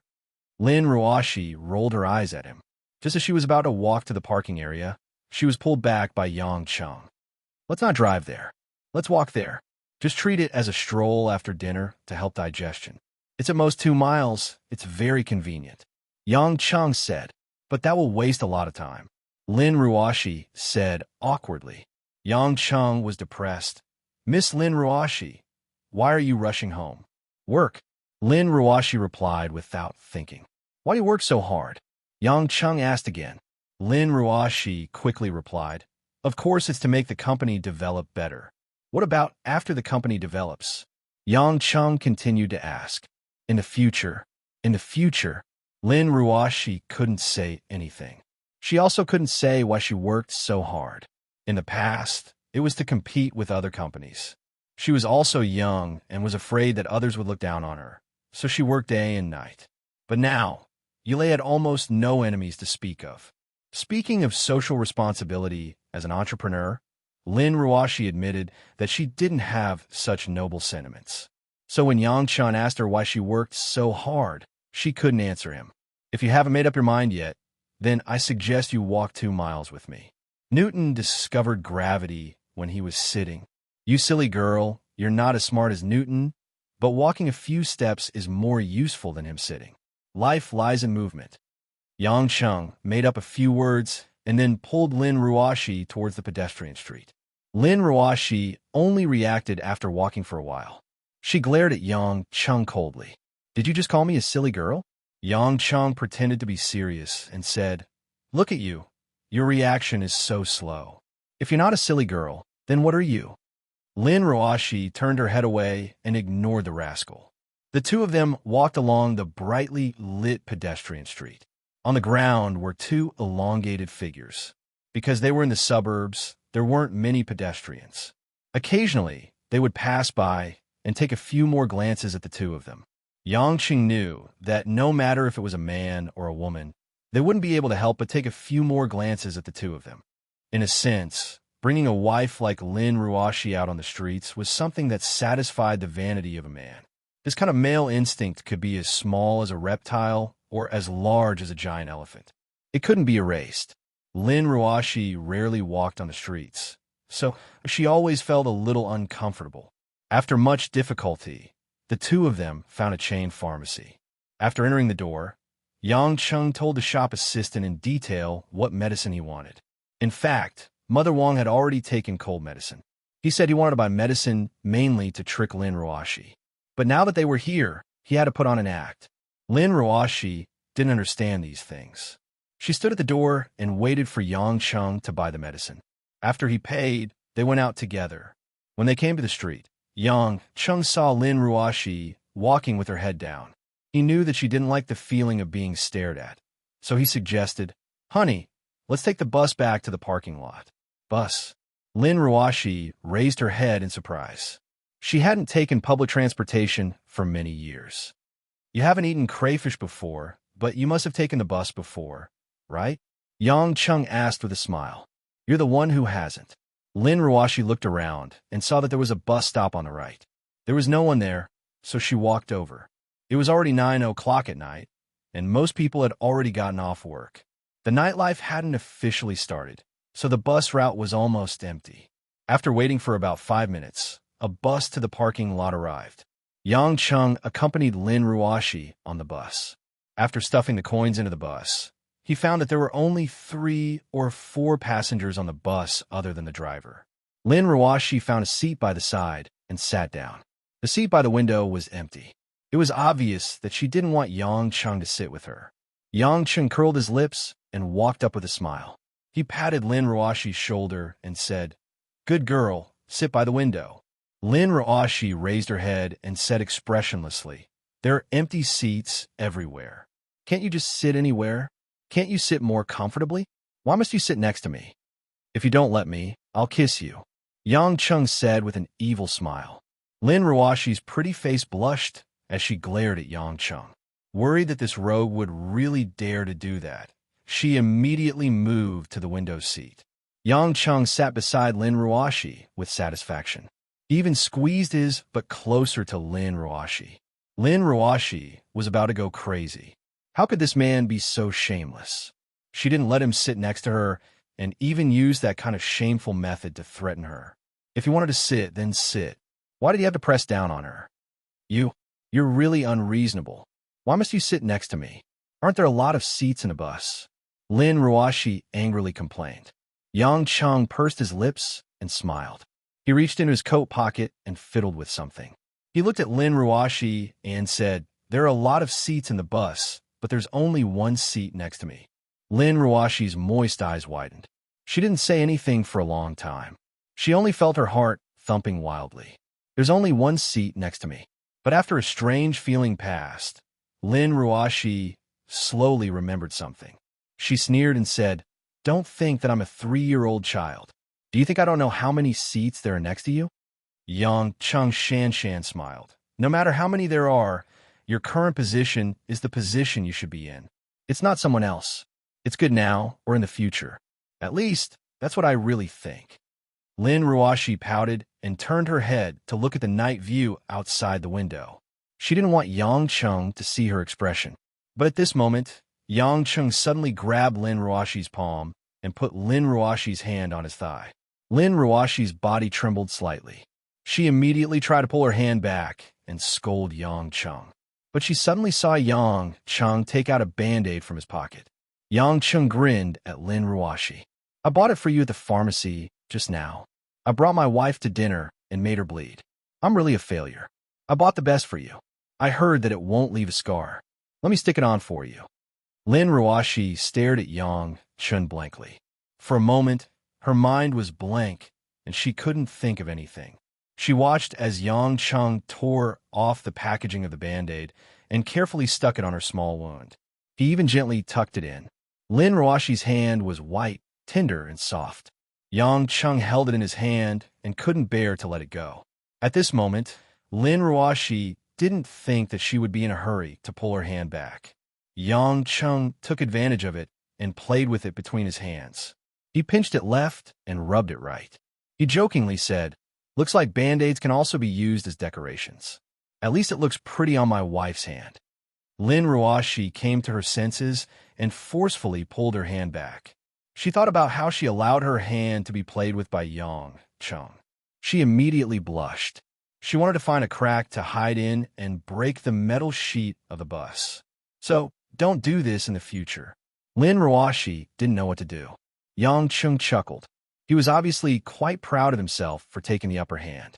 They returned to the parking lot and got on the bus. Yang Cheng buckled his seatbelt. He looked at Lin Ruoshi, who had her head lowered and blushed. He smiled and said, "Accompany me to see someone." Lin Ruoshi was still in a shy state. She asked in a low voice, "See who?"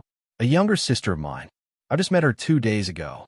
I promised her that I would bring my wife to see her," said Yang Cheng. Lin Ruoshi raised her head in distrust and glanced at Yang Cheng. Yang Cheng smiled bitterly. "Good wife, do you think I would bring you to see a girl with that kind of relationship? You finally admit that you have a girl with that kind of relationship." Lin Ruoshi was angered by Yang Cheng's words and finally returned to her normal cold state. Yang Cheng felt that Lin Ruoshi wasn't as cute as before. He shrugged and didn't say anything. He started the car and drove in the direction of eastern Zhejiang. After a quarter of an hour, Yang Cheng drove to the street where he met Jinxiu the other day. Sure enough, he saw Jinxiu's night snack stall from afar. Yang Cheng got out of the car with Lin Ruoshi and walked to the car together. Jinxiu was wearing an old, dark green down vest and a furry scarf. Although she looked a little old-fashioned, her delicate facial features and big, lively eyes made the girl exude an unusual elegance amidst her simplicity. Jinxiu had just sent a customer away when she saw Yang Cheng walking towards her. Yang Cheng was looking at her with a smile. "Brother Yang." Jinxiu's pretty face revealed a surprised expression. She smiled and said, "How come you have time to come here?" Yang Cheng dishonestly took out a dried bamboo shoot from the malatang section, took a bite, and said, "Didn't you say that you wanted to meet sister-in-law last time? Since I didn't bring her here for you to take a look, you have to give me a discount.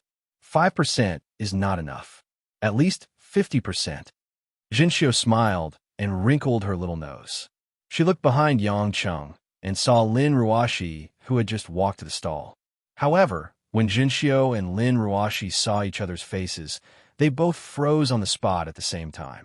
Their expressions froze in an instant. Chapter 260. Sister Ruoshi, Jinxiu.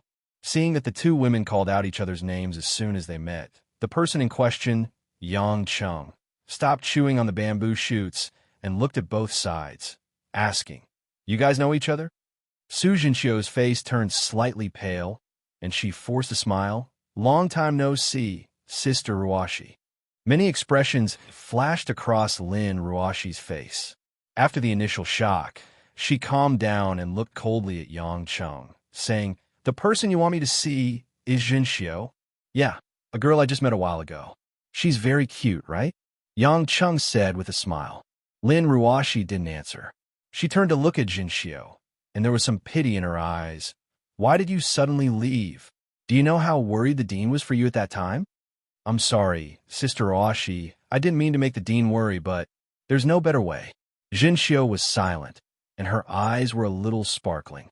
Yang Cheng was stunned for a moment and waved at Lin Ruoshi. "Wife, don't be so cold and murderous. You're scaring Jinxiu." Lin Ruoshi ignored Yang Cheng and walked closer to the small cart. She looked at the malatang and various snacks on it, and then looked at Jinxiu's clothes and thin face. "After you left there, did you sell snacks here?" Jinxiu's body trembled slightly, and there was some panic in her eyes.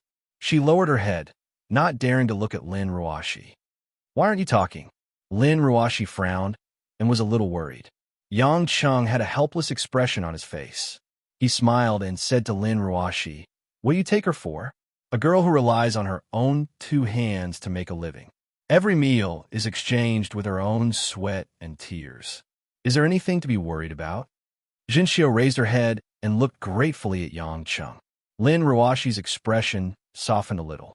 She asked Yang Cheng, "You seem to understand it very well. Do you know where Jinxiu and I met? And how long have we known each other?" Yang Cheng smiled and said, "Do you think I'm that stupid?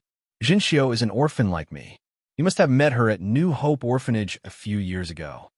Hearing Yang Cheng talk about his life as an orphan, Lin Ruoshi's face was a little apologetic. She said in a low voice, "I didn't mean that. When my mother and grandmother were still alive, I saw Jinxiu at the orphanage. At that time, she was still very young. That year, when she was 15 years old, she suddenly left without saying goodbye. The dean was worried about her for a long time. I always thought that she had left Zhonghai, but I didn't expect her to be here. I'm sorry, but I really can't stay there and trouble the dean's grandma anymore, Jinxiu said. Letting me be with a group of brothers and sisters who are so much younger than me, I definitely can't let them down. But you can't leave without saying goodbye. Do you know how sad the dean will be if you're like this? Lin Ruashi said. Jinxiu lowered her head and didn't say anything. Yang Cheng frowned. Let's not talk about the past. It's enough to say it once. I brought you here to meet this little sister of mine and get to know each other. You guys know each other. Isn't it good to meet again after so many years? Why do you have to make Jinxiu cry? Lin Ruashi explained, I didn't mean to make Jinxiu sad, but she's only 18 years old this year. She's still a child who just got her ID. Such a young girl walking around in society. How can I not care about her? I don't see you care about me, your husband. Yang Cheng curled his lips. Yang Cheng. Lin Ruashi was a little angry. All right, I'm just joking with you. Jinxiu isn't a child who doesn't know anything. People always have to see more and experience more to grow up. Children of poor people have to take care of their family early. Look at Jinxiu. Can you see that she's only 18 years old? Yang Cheng said with a smile. Lin Ruashi looked at the more mature appearance of Jinxiu. Indeed, she didn't look like an 18 years old female high school student. Jinxiu, your big sister Ruashi still remembers how old you are. She's still yelling at you about that matter. It seems that she misses you very much. I'm a little jealous. Yang Cheng winked at Jinxiu. Lin Ruashi rolled her eyes at him and sat down gloomily. Jinxiu raised her head and looked at the angry Lin Ruashi and Yang Cheng, who was winking at her. She pursed her lips and smiled. I really didn't think that Big Brother Yang's wife would be Big Sister Ruashi. But for a good man like Big Brother Yang, Big Sister Ruashi must be very happy to be married to you. Jinxiu, which eye of yours saw that he's a good man? Lin Ruashi said gloomily. She thought to herself, this guy is so hateful. Why does he always have women who talk about him? He doesn't even let go of a child like Jinxiu. Jinxiu didn't think much of it and said, last time I went to the police station, it was all thanks to Big Brother Yang. Cough, cough. Cough, cough. Yang Cheng immediately coughed loudly. How could she casually say that she beat someone up and went to the police station? This girl was really too young and insensible. Insensible. Sure enough, Lin Ruashi's cold eyes slanted over and her murderous aura leaked out again. Went to the police station? You seem to like it there very much. Tell me what happened. Hee, my good wife, I thought you didn't care much about my trivial matters. Just open one eye and close the other. The past is like smoke. Just let it go. Don't miss it. Yang Cheng played dumb. I'm not interested in your trivial matters. But why did Jinxiu go to the police station? Lin Ruashi questioned. Yang Cheng had no choice but to narrate the events of that day. He only said that those people were deliberately looking for trouble and that they didn't know Jinxiu. Jinxiu knew that Yang Cheng had been covering up her bad deeds from the beginning to the end. She felt touched and sweet at the same time. She felt an unprecedented feeling for Yang Cheng's consideration for her. Under Yang Cheng's shameless request, Jinxiu pouted and gave him half of the mala tang, which made Lin Ruashi roll her eyes. Jinxiu, listen to your sister. Take some time to go back to the courtyard. Even if you don't go to see your younger brothers and sisters, at least see Principal Cha. She raised you and has always been thinking about you. Lin Ruashi persuaded. Jinxiu's eyes were a bit gloomy. It wasn't that she didn't want to go back, but she didn't have the face to see the old lady. Yang Cheng saw through Jinxiu's thoughts. He reached out and scratched Jinxiu's white face. Girl, I'll take some time to take you back. According to your sister Ruashi's orders, don't even think about running away. When did I say that I want you to take Jinxiu? Lin Ruashi said with dissatisfaction. If I don't go with her, Jinxiu won't go. Isn't that right, Jinxiu? Yang Cheng winked at Jinxiu. Jinxiu giggled. She was grateful in her heart and obediently nodded her head. Lin Ruashi felt a wave of dizziness. While she was gnashing her teeth, she was also helpless. Compared to being angry at Yang Cheng, it was better for Jinxiu to go back and see Principal Cha. After drinking 2 bottles of white wine and eating a dozen malatang skewers, Yang Cheng reluctantly said goodbye to Jinxiu. However, Jinxiu angrily turned her head and ignored him. Sitting in the car with Lin Ruoshi said angrily, "How could you do this? Is it easy for Jinxiu to support herself with a small business? You have the nerve to ask her to give you a 50% discount and still eat and drink so much? Silly girl, Jinxiu is just pretending to be angry. If I do this, she will only get closer to me. Trust me," Yang Chung explained. "Don't call me silly girl." Lin Ruoshi almost fainted. Jinxiu is only 18 years old. If she was in school, she would be in the first or second year of high school. You won't even let go of such a young girl? What are you thinking? I really like this child and see her as a younger sister. Yang Chung smiled bitterly. Do you have a younger sister? Lin Ruoshi sneered. Yang Chen chuckled. Of course.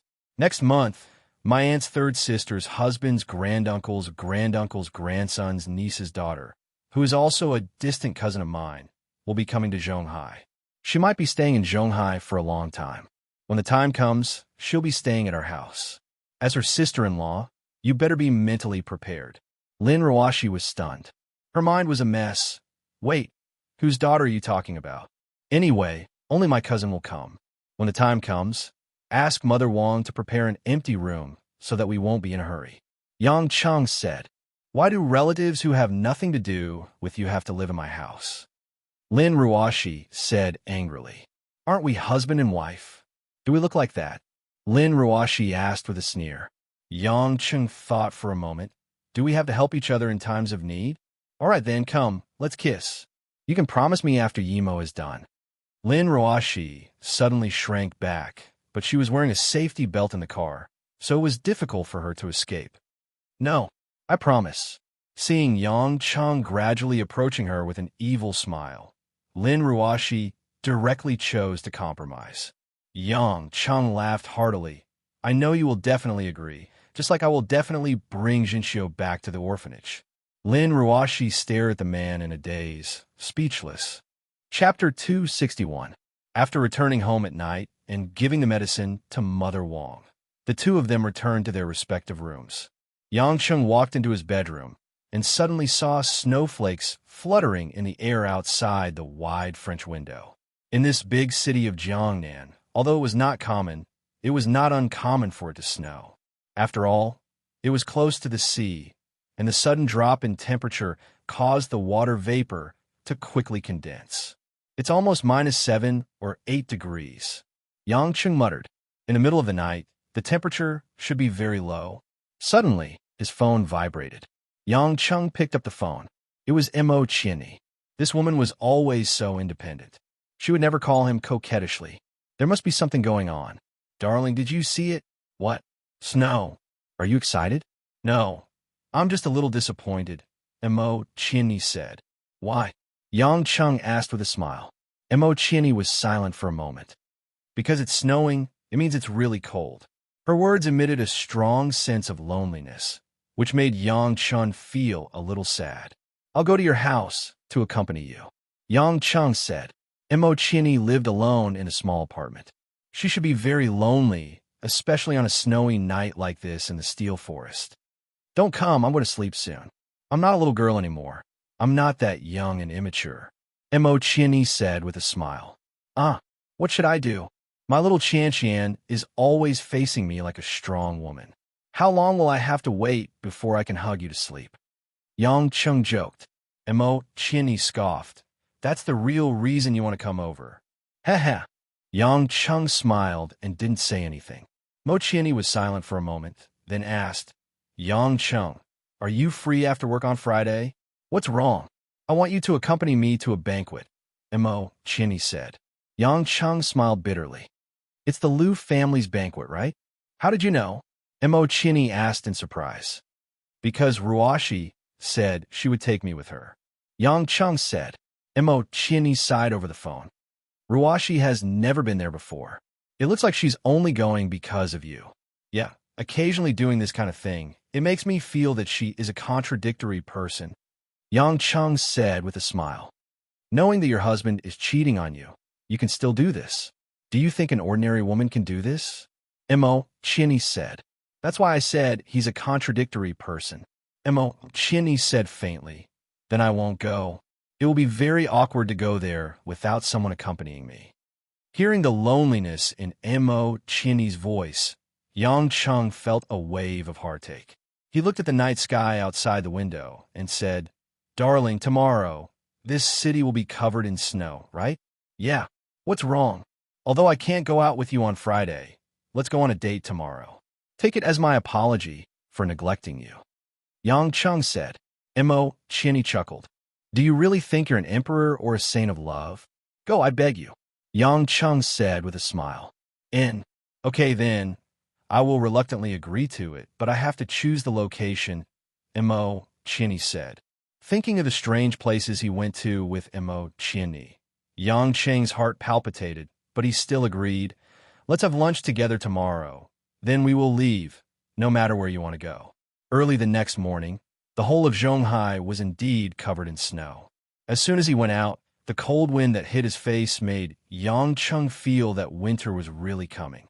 Yang Chung wore a blue turtleneck sweater, a black coat, and a gray knitted scarf. Although he wasn't cold, at least he looked like a normal outfit for going out. After going to the market to buy breakfast, he went to the company's public relations department and found that many employees were late for work.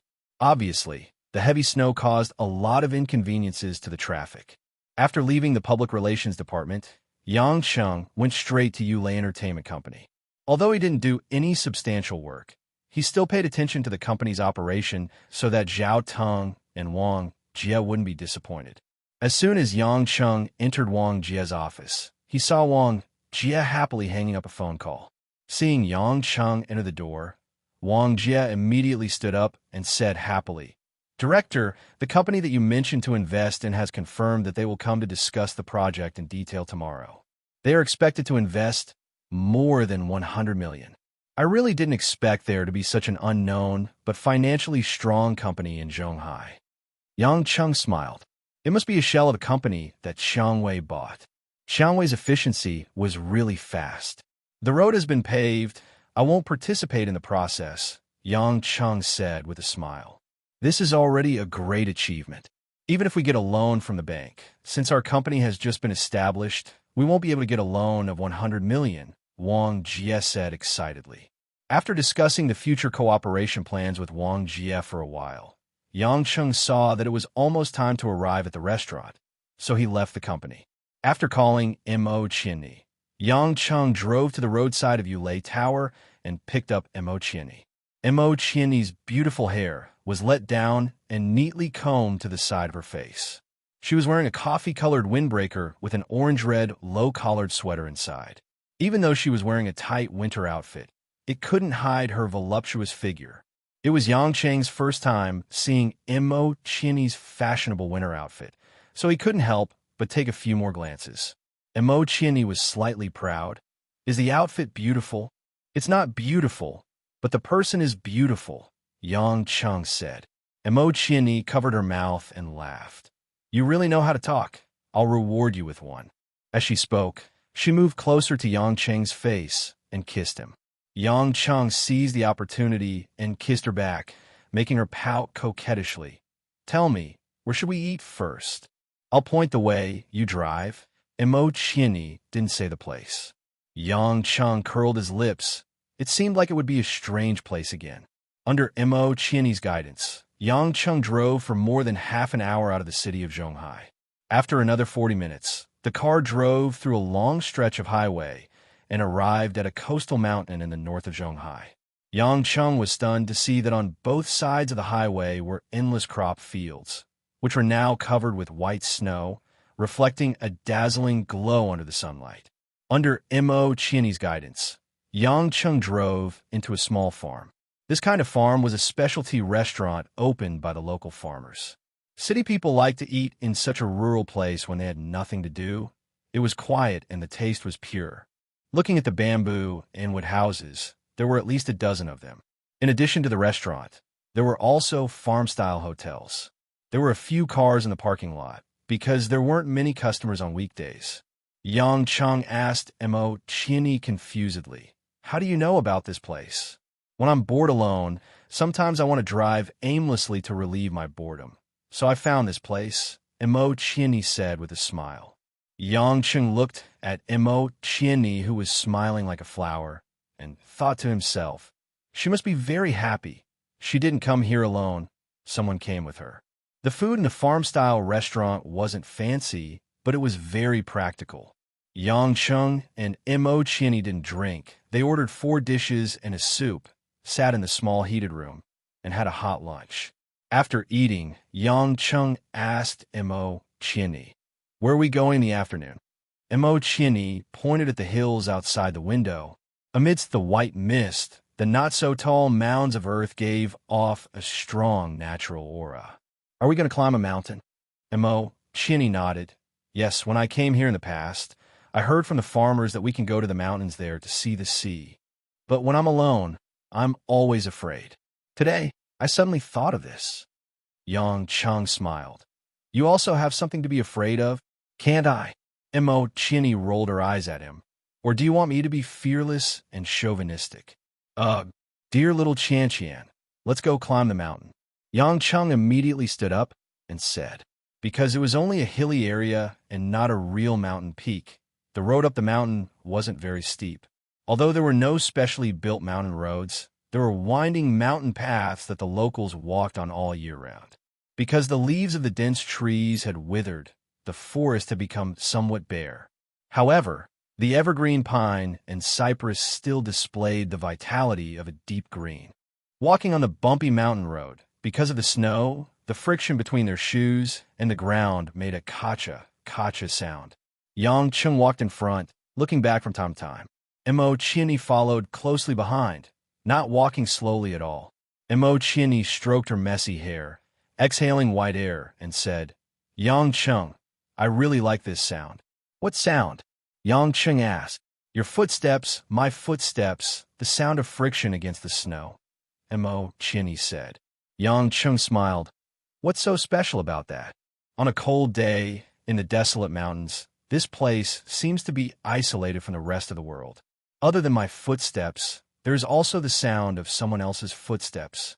I can listen to that person's footsteps and walk behind him with my head down," Emo Chieni said with a smile. Yang Cheng paused his steps, turned around, and looked at the woman in the snow who was like a blooming flower. "You've been my hometown before. The Kuan Mountain Village is a mountainous area. When I was young, I walked on the snow-covered mountain roads and could only hear my own footsteps. At that time, I was so scared, no matter how hard I tried to breathe, I could still hear my own breathing and even the sound of my heartbeat. It felt like I was the only one left in the entire world." Emo Chieni smiled and said, "It's all good now. I can finally hear another person's footsteps." "Fool!" Yang Cheng looked at her pitifully. "Since it's still early, let's go. It's useless to think about it." Emo Chieni wrinkled her nose and quickly followed Yang Cheng. Chapter 262. Although it wasn't a very high hill, it was still a few hundred meters above sea level. Adding on the snow-covered mountain road, Yang Cheng didn't dare to walk too fast, so he walked and stopped. By the time Emo Chieni reached the top of the mountain, almost 2 hours had already passed. The top of the mountain was an uneven piece of land that was dozens of square meters in size. Other than a few weeds and a few rocks covered in moss, there was nothing else. The biting cold sea breeze whistled past her ears. Emo Chieni's ears were bright red. Her face and the tip of her nose were also bright red. Yang Cheng lovingly caressed her somewhat dry face, took off his scarf, and wanted to wrap it around the woman. "I'm not cold. You can wear it." Emo Chieni still wanted to decline. Yang Cheng smiled bitterly. "If a man gives you a scarf, just accept it. Don't you think that if a woman says she's not afraid of the cold, a man will lose face?" "There's only you and me here," Emo Chieni said. "That's not how you use this sentence." Yang Cheng smiled and said, "If it was on a warm bed, I would like you to say this." "Damn it." Emo Chieni's dimples reddened as she obediently let Yang Cheng put the scarf on her. The soft texture carried the warmth of a man. The two of them silently looked at each other for a while before turning around to look at the seascape that they had wanted to see. From the top of the hill to the east, the boundless sea was as if it was beneath his feet. Looking down, it was sparkling with crystalline light. It was unknown if it was because it had just snowed, but the sun had revealed itself. The light was like tentacles, provoking the wisps of clouds that had been blown away in the sky. In the afternoon, the golden sea reflected the enchanting waves. The magnificent natural scenery was nothing more than this. Emochini took a deep breath of the cold air. The cold wind messed up her hair, making her look disheveled and elegant. Sure enough, it's just as those uncles said. It's beautiful here. If you like, I can bring you here often in the future. If you don't tell me, I might not come here in my life. Yang Cheng said with a smile. Emochini pursed her lips and smiled. I was born in the mountains. Even in a big city, I still want to come to a place like this. I always feel that this place belongs to me. Yang Cheng, am I ridiculous? How could that be? I still feel that the market is more suitable for me to work than the office building, Yang Cheng said. Emochini giggled. You're really shameless. Do I need to be ashamed when facing you in the sea? Yang Cheng smiled in a relaxed manner. Emochini's eyes were a little intoxicated. She stretched out her white, slender, jade-like hand, and her ice-cold fingertips brushed past Yang Cheng's face. When I was young, the first time I saw the sea was when my father was still alive. At that time, he brought me and my mother to a distant relative's house. We saw the sea in a fishing village by the sea.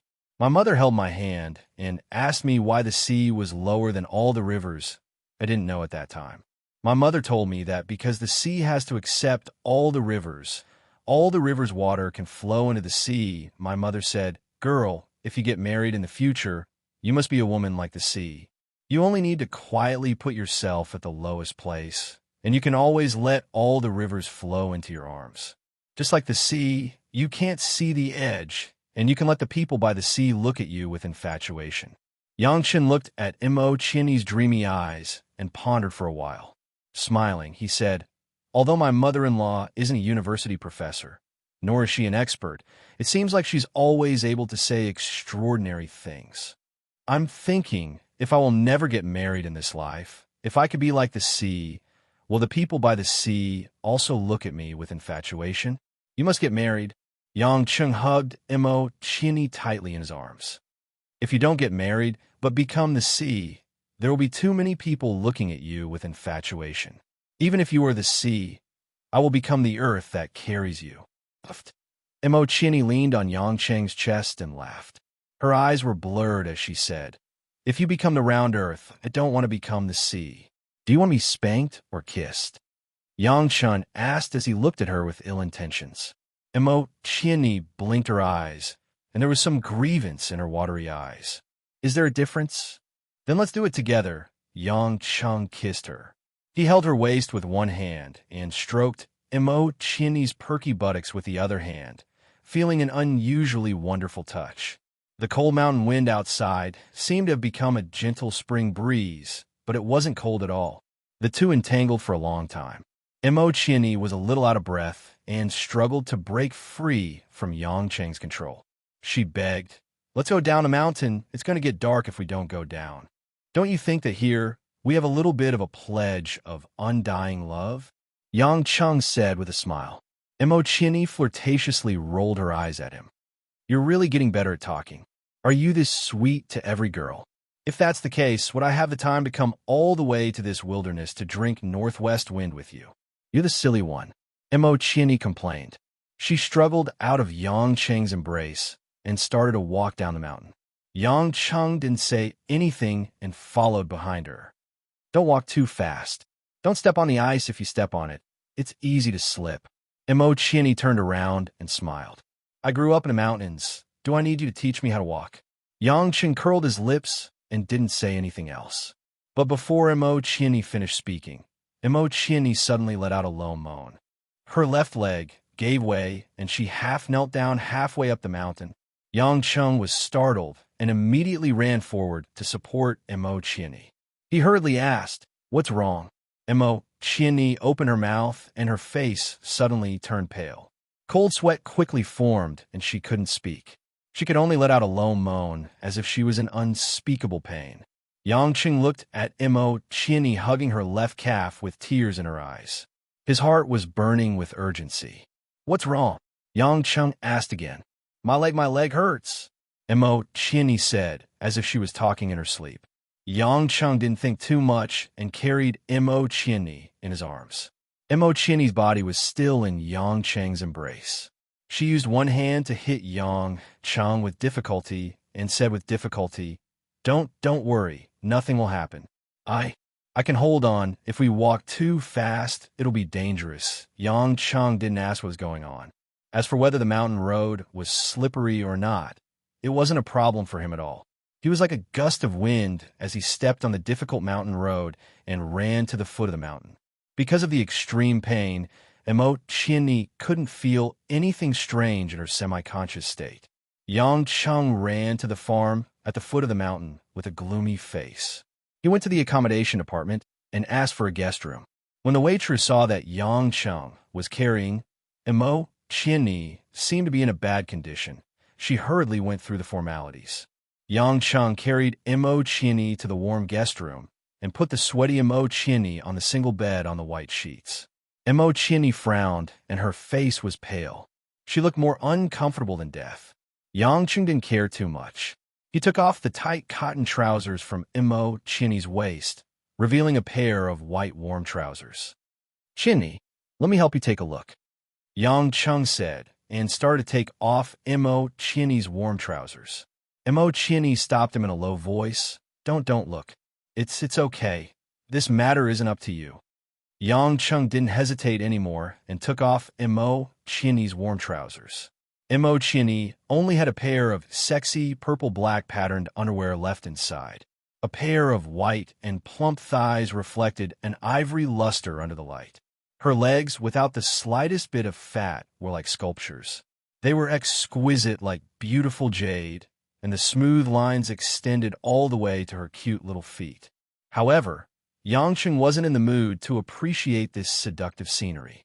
His gaze was locked on the left calf that was causing Emo Chinny endless pain. He couldn't see anything abnormal there, but if he were to analyze it carefully, he would see a thin but small scar. Yang Chung touched Emo Chinny's scar with one hand. It was obvious that she had undergone surgery, but the doctor's skills were very good. Perhaps it was because she had taken care of her body after surgery, but the scar was almost invisible. Yang Chung silently circulated his true chi and extended the unique inner force of the endless resolve restoration scripture into Emo Chinny's area of pain. The blockage made Yang Chung quickly realize that Emo Chinny's area of surgery had serious tissue damage. Even though it had recovered a lot, it was like a piece of wood that had been nailed in. It could no longer be considered a complete piece of wood. The warm inner force of the endless resolve restoration scripture quickly healed the old injured meridians. Gradually, Emo Chinny's eyebrows relaxed, and a trace of color returned to her face. Emo Chinny opened her eyes and looked at Yang Chung with a blank expression. "Thank you." She didn't ask how Yang Chung did it. She had seen how extraordinary Yang Chung was, so she was used to not asking about the past that Yang Chung didn't want to talk about. "Your old injury here is not light. In this cold weather, the cold wind is blowing, and if you get frozen, the inflammation will easily relapse," Yang Chung said. "I haven't had any pain in the past 2 years. I thought I was fine. I'm sorry for making you worry." Emo Chinny was like a child who had done something wrong. She said in low spirits, "The scar on your calf almost extends to half of your calf. It doesn't look like a simple injury from a fall or a stab. Where did it come from?" Yang Chung thought about it and asked. Chapter 263. Hearing Yang Cheng's question, Emo Chinny turned her head away as if she didn't want to say it. "If you think it's something shameful, something that makes you sad, please tell me," Yang Chung solemnly said. "If you acknowledge me, I don't want you to think that I'll feel ashamed because of something shameful. I won't think that you need to bear sad things alone." Emo Chinny's expression was lonely, as if she didn't hear Yang Cheng's words at all. Yang Cheng's heart was a bit gloomy, and he bitterly smiled. "It seems that I'm too proud of myself. But your self-esteem is so strong. How could you tell me about your past? Who doesn't have a piece of unrecognized wilderness in their heart, a gray area that they don't want the people around them to see? I'm too greedy. Emo Chinny's eyes were a bit watery, and her body slightly trembled. You rest, sleep here tonight, and I'll send you back tomorrow morning. Yang Chung stood up, turned around, and wanted to leave the room. Emo Chinny's silence made his heart a bit confused. He needed to drink a few cups or smoke a few cigarettes to calm his mind. At this moment, Emo Chinny faintly called out, Yang Chung. Yang Chung turned around. What, does it still hurt? Emo Chinny shook her head, her clear eyes without a trace of impurities, like the most transparent crystal. My leg was broken by someone. Yang Cheng's heart shivered, and he felt a chill in his mind. He didn't know what kind of emotion it was. When Yang Chung heard Emo Chinny softly say that her leg was broken, Yang Chung felt his mind go blank for a moment. She actually played it down, saying it as if it was someone else's leg. Slowly walking back to the bed, Yang Chun squatted down and looked at Emo Chinny's smooth and beautiful calf that seemed to be unscathed. Yang Chung looked for a while, and then pulled the quilt over Emo Chinny's lower body. Don't catch a cold. Yang Chung didn't know what to say. He was a bit regretful that he let Emo Chinny make the choice to say it. Emo Chinny smiled sweetly. Because she used up too much energy, she couldn't open her eyes, but at this moment, she seemed to be very eager to see Yang Cheng's face clearly. Do you remember what I told you before? I escaped when I was 13, stole someone's wallet, and came to Zhonghai to work. Mo Chinny said, before I met the old CEO, Ruashi's grandmother, I spent about 3 months washing dishes and vegetables in a small restaurant. Because I was too young, although I looked older than other children of the same age, if someone found out that I was a child laborer, I would be sent back to my hometown. Listening to Emo Chinny's weak voice, Yang Chung felt a sense of guilt and stopped her. Don't talk about it. It's all in the past. Why make things difficult for yourself? Don't you want to share the pain with me? No, but then listen to what I have to say. Emo Chinny pursed her lips and smiled. Her eyes showed some gentleness. At that time, I only wanted to earn some money and go to junior high school. After all, the school fees weren't expensive at that time. If I could work and go to school at the same time, even if it was a little hard, I could bear it. But that small restaurant owner, he always harassed me, behind his wife's back, always said some shameless things to me, and even touched me. That time, I was accidentally stopped by him in a small warehouse. He didn't let me out. He wanted to do that to me there. I used all my strength to bite him, and then escaped. But that restaurant owner called the other waiters, said that I went to the warehouse to steal from the restaurant, and said that I was discovered by him, so I bit him. In the end, I was caught by the people in the restaurant. I couldn't escape, and in the end, the restaurant owner's wife took the opportunity to teach me a lesson. That woman didn't like me for a long time, so under the situation that the restaurant owner couldn't say anything, she used a rolling pin to hit me, saying that I was a thief, stealing things, biting people, and dared to run, so she broke my leg. At the end, Emo Chinny's words seemed to be stuck. It was somewhat difficult for her to say it out. Yang Chung tightly clenched his fist and asked, the woman who broke your leg and her husband, are they still in Zhonghai? Emo Chinny's eyes were a little watery. They're not. It was the old CEO who helped me send them to prison, and then they never came out again. The old CEO also spent money to have my leg surgery. Otherwise, there would be a lot of hidden dangers. No wonder you respect Ruashi's grandmother so much. Her kindness to you is indeed too great. Yang Cheng nodded with a smile. Although for Lin Ruashi's grandmother, helping Emo Chinny may also be out of sympathy, and for the cultivation of a promising little girl, for Emo Chinny, whether it was funding her path to success or helping her to fix the person who made her so miserable, it was a kindness that was engraved in her heart. If it wasn't for that, perhaps Emo Chinny would have long been crushed like a petal into the mud. Do you know, I want to see you every day, all the time. But even though I know you are in the company, I never deliberately go to see you, not because of how deep the relationship between me and Ruashi is. We are good sisters, but in the face of love, I will not retreat, even if I am the third party. As long as you do not despise me, I will not feel so lowly. The reason why I do not go to see you and not contact you is because I do not want to let down the old CEO. If one day Ruashi asks me to leave completely, I think it will be difficult for me to refuse. Chinny said leisurely. Yang Cheng smiled bitterly.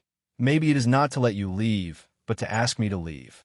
I do not think that in her eyes, I am more important than you. Chinny said with a smile. I have already said, it is not that she cannot accept you, but that you are too difficult for her to accept. Yang Cheng reached out and held Chinny's hand. It was cold and soft. When one day you dream of the old CEO, tell her that Yang Cheng asked you to pass a message to her. Chinny asked hesitantly, what message? Just say, I am sorry, although it is difficult for you. Do not let Chinny leave Yang Cheng, because the person who did wrong is not Chinny, but the bad man who held on to Chinny and refused to let go, Yang Cheng said with a smile. Tears instantly soaked the pillow under Chinny's head. Because of the fluctuations in her emotions, the woman sobbed and her hands trembled uncontrollably. Yang Cheng quietly stroked the bangs on Chinny's forehead. His mouth and nose were filled with an alluring fragrance. Yang Cheng did not plan to comfort Chinny, nor did he plan to persuade her not to cry. At this moment, the tears made Yang Cheng feel that a crying woman was the most beautiful. Yang Cheng, my leg doesn't hurt anymore. Chinny stammered. Yang Cheng replied, it's getting late. I ordered some food and asked them to bring it in. How about it? I said my leg doesn't hurt anymore. Chinny continued. I know you don't hurt anymore, but you still have to eat. Yang Cheng said with a smile. Chinny pouted. You took off my pants. Isn't this just helping you see what's wrong? Yang Cheng said awkwardly. But you've already seen everything. From my waist to my feet, you've seen most of my body. Chinny said. Yang Cheng gradually understood the meaning behind her words. Suddenly, his chest felt a little hot and his eyes lit up. Little Qian as compensation. Do you want me to let you see more than half of my body? Chinny's charming face turned red, and her eyes became a little blurry. Yes. Yang Cheng swallowed his saliva and didn't waste any more words. He suddenly jumped onto the bed, threw off his coat, and took off his pants and socks. When the high-spirited object appeared in Chinny's vision, Chinny's little heart trembled violently, but she didn't close her eyes.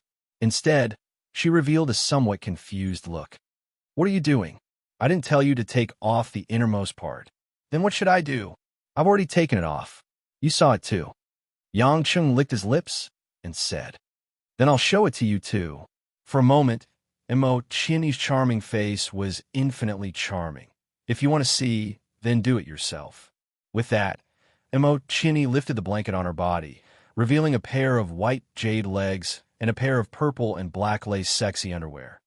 Yang Cheng's body slowly pressed down, one hand caressing Chinny's face, the other hand extending to the edge of the lace underwear, where a ribbon with a bow was slowly loosened. What should I do, little Qian? I feel so hot. Yang Cheng exhaled hot air and said to Chinny's exquisite little earrings. Chinny's face was as red as blood, and there were traces of moaning in between her breaths. If it's hot, then take off your clothes. If I take it off, won't you see it all again? Then take off my clothes. I won't take advantage of you. When one after another, the restraints were thrown off the bed by Yang Cheng and scattered on the carpet in the room, the two young bodies on the bed were already entangled together. Yang Cheng hugged Chinny's exquisite, smooth, and soft body in his arms. He wantonly kissed her sweet cherry lips and grasped the pair of softness in front of her chest. Little Qian, I'm cold down there. What should I do? Put on pants, Chinny said hoarsely. Yang Cheng took a deep breath of the strong female hormones. It's too troublesome to wear pants. Give me some warmth. Then come in yourself. Chinny's pretty face was boiling hot as she muttered. A night of spring breeze blew through the jade door, stuffing 2 or 3 red plums. This cold night passed a little suddenly, but it was so simple and fulfilling. When the rain stopped, Yang Cheng was lying on the narrow single bed with Chinny in his arms. Chinny's head was resting on Yang Cheng's chest, and her face was still a bit flushed from the high court. Under the sheets, one of Yang Cheng's hands was still holding onto a ball of exquisite beauty, but Emo Chinny seemed to be too tired and also seemed to be indulging in her lover's naughtiness. She only silently felt it and pretended not to know. Yang Chung. After a long time, Emo Chinny finally raised her head and looked at Yang Chung gently. I like you. I know. I really, really like you, Emo Chinny said stubbornly. Yang Chung lovingly pinched the woman's chin. I said I know. Even if you don't say it, I know you like me. That's not it. I like you. I like you more than you know. I like you more than you know. I like you more. Yang Chung didn't let her continue. Even though he knew that this woman, who had just become a woman, was already unbearable, he still resolutely lifted the blanket and pressed this ignorant, foolish woman under his body. Chapter 264. After a period of light snow, the temperature in the entire Zhonghai region dropped to below zero. The facilities in the farm's guest room were not bad. At least the heater was turned on in time, and the entire house was warm, making people feel sleepy. Not to mention Yang Chung and Emo Chinny, who fought hundreds of rounds on the bed at night. Because he was with his own woman, it was a night of ecstasy, and they were in the periphery of the metropolis, so Yang Chung did not sleep vigilantly like before. He slept especially soundly that night. After a night, it was Friday the next day. Although he had to go to work early, Yang Chung did not wake up as early as he usually did. When Yang Chung opened his eyes, he vaguely discovered that Emo Chinny, who was beside him, had already woken up a long time ago. She was sitting alone in front of the dressing mirror in the guest room, taking out the toiletries that women always carry, and carefully dressing herself up. Yang Chung smiled. No matter how beautiful a woman was, she would never think that she was too beautiful. She would always think of ways to beautify herself here and there. Emo Chinny had just lost her virginity last night and suffered a series of bombardments. She thought that she would sleep until noon, but she actually had the strength to get up early to put on makeup. Yang Chung slowly got off the bed and walked in front of the dressing mirror behind Emo Chinny. In the mirror, the two figures were stuck together.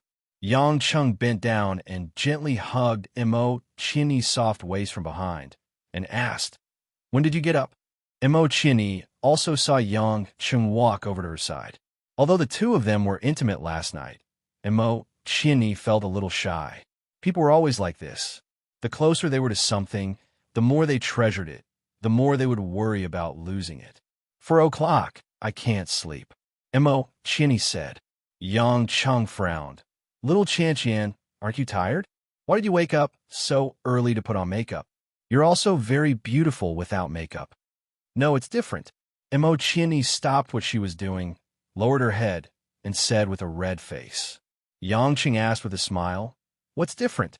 My mother told me that if I get married one day, I must get up earlier than the man every day. Before the man gets up, I must dress myself up beautifully so that the man can see me at first glance. Because this way, the man can feel that I really love him. Yang Chen's heart was slightly touched. Listening to the woman's silly words, he lovingly placed his face on Emo Chinny's face and caressed it a few times. I have to thank my mother-in-law. She wasn't teaching you how to love a man with your heart, but she was handing a woman who deserves to be loved with my heart to me. Emo Chinny turned her head and pursed her lips into a smile. So what? It's not like I can marry you. I can only occasionally taste the feeling of waking up by your side. Are you asking me to divorce your good sister and then marry you? Yang Chung narrowed his eyes and asked with a playful smile. Yes, Emo Chinny suddenly said very seriously, and then sighed. But I can't. I want to, but I can't. You understand? I understand, but it's not because I care about your friendship with the old CEO. It's because I can't do it. At least before I sort out my own feelings, I can't do that, Yang Chung said in a low voice. Besides, I'm not the only woman in line, Emo Chinny asked mischievously. Yang Cheng's nerves tensed up, and he immediately stood up, coughed twice, and pretended to look at the sky outside the window of the room. It's getting late. Let's prepare to return to the city. All right, I'm thirsty. I'll go boil some hot water to drink. You're playing dumb again. Emo Chinny pouted and rolled her eyes. Then, she continued to fiddle with her face. Chapter 265. After a warm and passionate night at the farm, when Yang Cheng drove Mo Chinny back to the company, he suddenly remembered that he forgot to call home again. Last night, he didn't plan to spend the night at the farm, not to mention that Mo Chinny's old injury was acting up again. Later, when the two of them were passionate, he forgot about the cold phone call. Yang Cheng smiled bitterly in his heart. After saying goodbye to Mo Chinny sweetly, he hesitated to call Lin Ruoshi. If she really wanted to play a Cold War with him for a while, he could only bear it silently. After all, he promised her that he would let her know if he didn't return at night. After thinking for a while, Yang Cheng still dialed Lin Ruoshi's cell phone. It didn't take long for the phone to get through. "What's the matter?" Lin Ruoshi's voice was a little tired. It was rare for her to speak to Yang Cheng in such a weak voice. She didn't have a bit of arrogance. Last night, Yang Cheng gulped. "I'm sorry. I was in a hurry, so I forgot to call you. I'm here to apologize to my wife." Lin Ruoshi was silent for a long time. Then she asked, "We didn't go home last night?" Yang Cheng was stunned. Why didn't Lin Ruoshi know? "I have been working overtime at the company all night. I didn't go home," Lin Ruoshi said. Yang Cheng just wanted to spit blood on the steering wheel. If this kind of blunder was heard by those who knew him, they would probably laugh. But then he found something wrong. He frowned and asked, "How can you work overtime all night? Are you really a workaholic? Do you think you're triathlon world champion or some martial arts heroine from the deep mountains and forests? Aren't you afraid that one day you will faint in the office and no one will save you? What kind of metaphor is this? What's wrong with me working overtime all night? What's so great about you spending the night outside and not returning?" Lin Ruoshi coldly retorted. Yang Cheng argued, "That's not the same thing. I'm indeed at fault, but it's not right for you to waste your body like this. I told you long ago to let some of the people below you do it. You're holding it in your hands every day and doing it yourself. The people below you can't do anything and you're exhausted. Is your brain a pig? You dare call me a pig brain?" Lin Ruoshi's voice rose an octave, as if she couldn't believe that Yang Cheng would scold her, but she really didn't know how to say anything bad. She said you for a long time on the phone, but couldn't say a word. Yang Cheng felt a little agitated and hurriedly said, "Well, I'm not scolding you. I just feel that you will destroy your body sooner or later. I just want to persuade you to change your workaholic habit. You've been working overtime in the company all night. You definitely can't eat well and don't sleep. Although you're young, you have to know that it's easy for a woman to get wrinkles when she's so tired. Menopause comes early too. Pervert, you still care about my menopause?" Lin Ruoshi was about to faint. I'm really analyzing it from a medical point of view." Yang Cheng coughed twice and said, "Anyway, you're not allowed to work overtime all night in the future. If I find out, I'll kick down the door and rush into your office to drag you out. Or I'll stand next to you like an iron pillar. Let's see how you're going to work overtime then. I don't want to talk about this anymore. I still have a meeting later. Don't forget about tonight's Lu Family Charity Gala. I'll call you around 3 in the afternoon to tell you what to do." Lin Ruoshi said and immediately hung up the phone. In the office, Lin Ruoshi looked at the silent phone in her hand in a daze. She actually said so much nonsense to this rascal man, but why didn't she feel bored? However, Lin Ruoshi didn't think much about it. Although she worked overtime all night, there was still a lot of work to do. She immediately began to prepare for the meeting. Yang Cheng came to his office gloomily and found that Wang Jie and Zhao Teng were already waiting for him in the office. "Why are you here so early? What's the matter?" Yang Cheng was a little surprised. Zhao Teng smiled and stood up. "Mr. Yang, this afternoon we decided to sign an agreement with Miss Situ to officially enter into a joint venture. So, I brought the contract for you to take a look." Yang Cheng didn't expect Xiang Wei to settle things so quickly.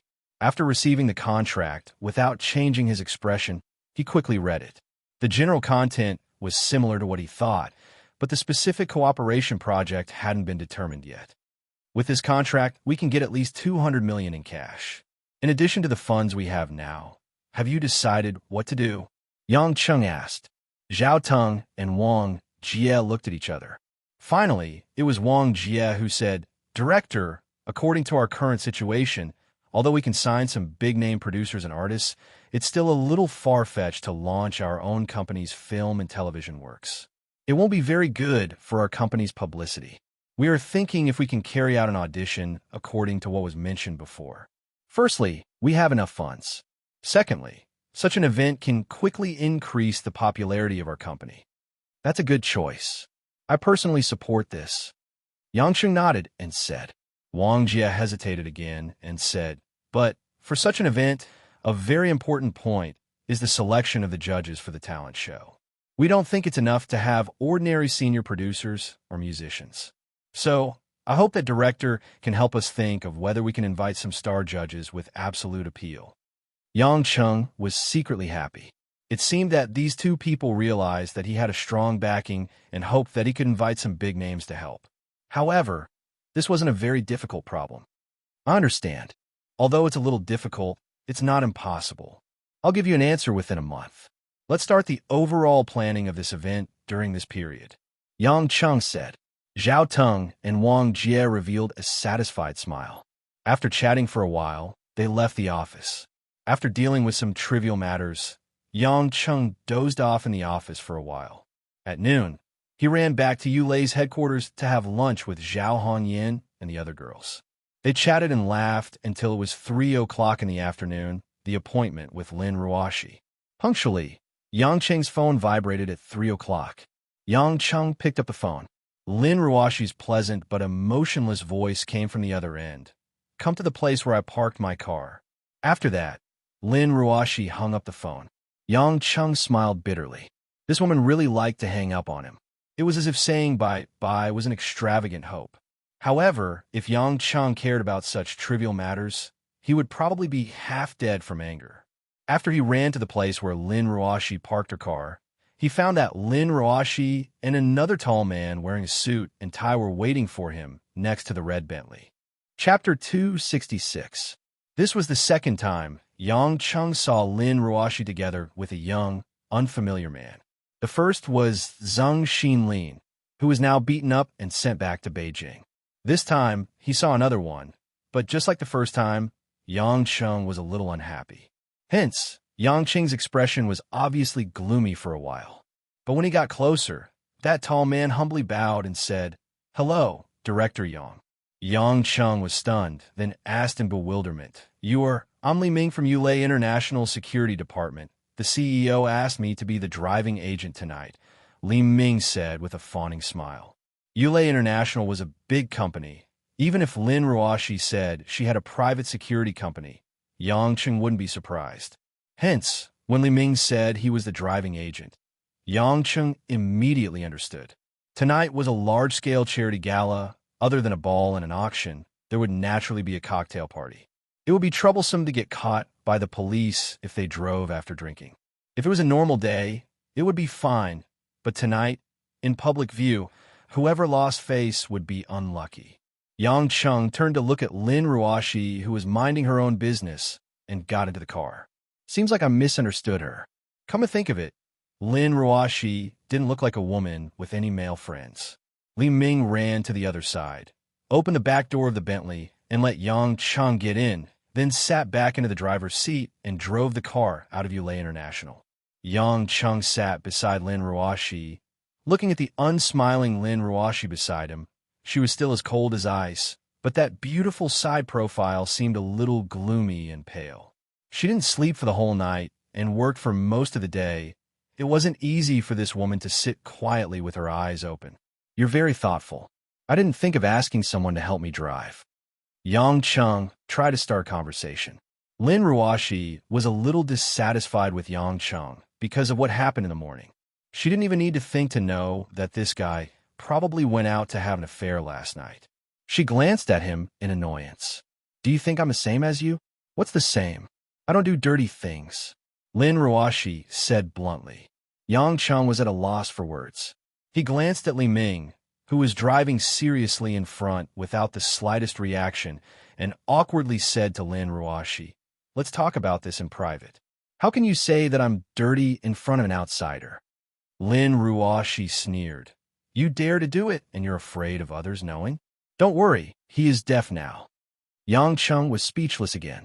If this woman were to provoke her, she would really be a little terrifying.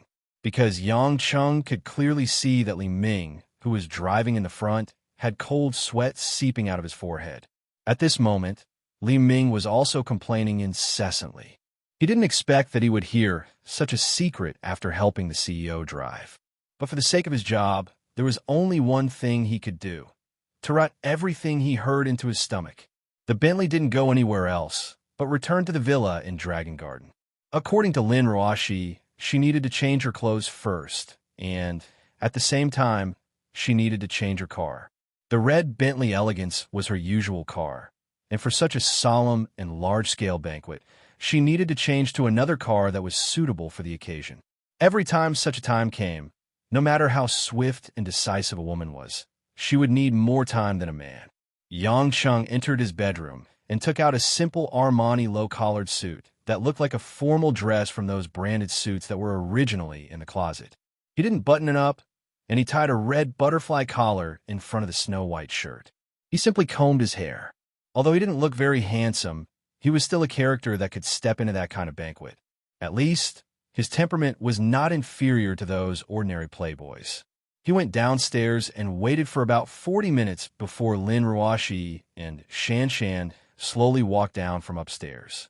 Yang Chung wanted to slightly complain that he waited for too long, but when he turned his head, he only took a glance, and his entire person held his breath and couldn't speak. Dressed in a pure black silk evening dress, Lin Ruoshi, with her beautiful hair tied up high, seemed to have completely changed into a different person. The black silk dress that was higher than her chest was like a splash of ink, swaying with her footsteps. It was a dazzling contrast with Lin Ruoshi's exposed slender arms, elegant collarbones, and snow-white skin. Although it could be seen that Lin Ruoshi had a good figure, because most of the time she only wore loose pajamas and work uniforms, there was nothing special about her. At this time, the close-fitting evening dress completely wrapped that graceful figure. She was nearly 1.7 meters tall, and with the black crystal high heels inlaid with beautiful South African diamonds. Her perfect lines were like the most outstanding golden curves of a painter's work. What's more, this woman's terrifying financial resources allowed her to get a set of pure blue gemstones from God knows where. This kind of glowing, translucent sapphire was wrapped in an exquisite platinum frame, and at first glance, one could tell that it was all made by a world-class jewelry master. Yang Chung had seen his fair share of jewelry, and he quickly recognized that it was the rarest cornflower blue produced in Kashmir.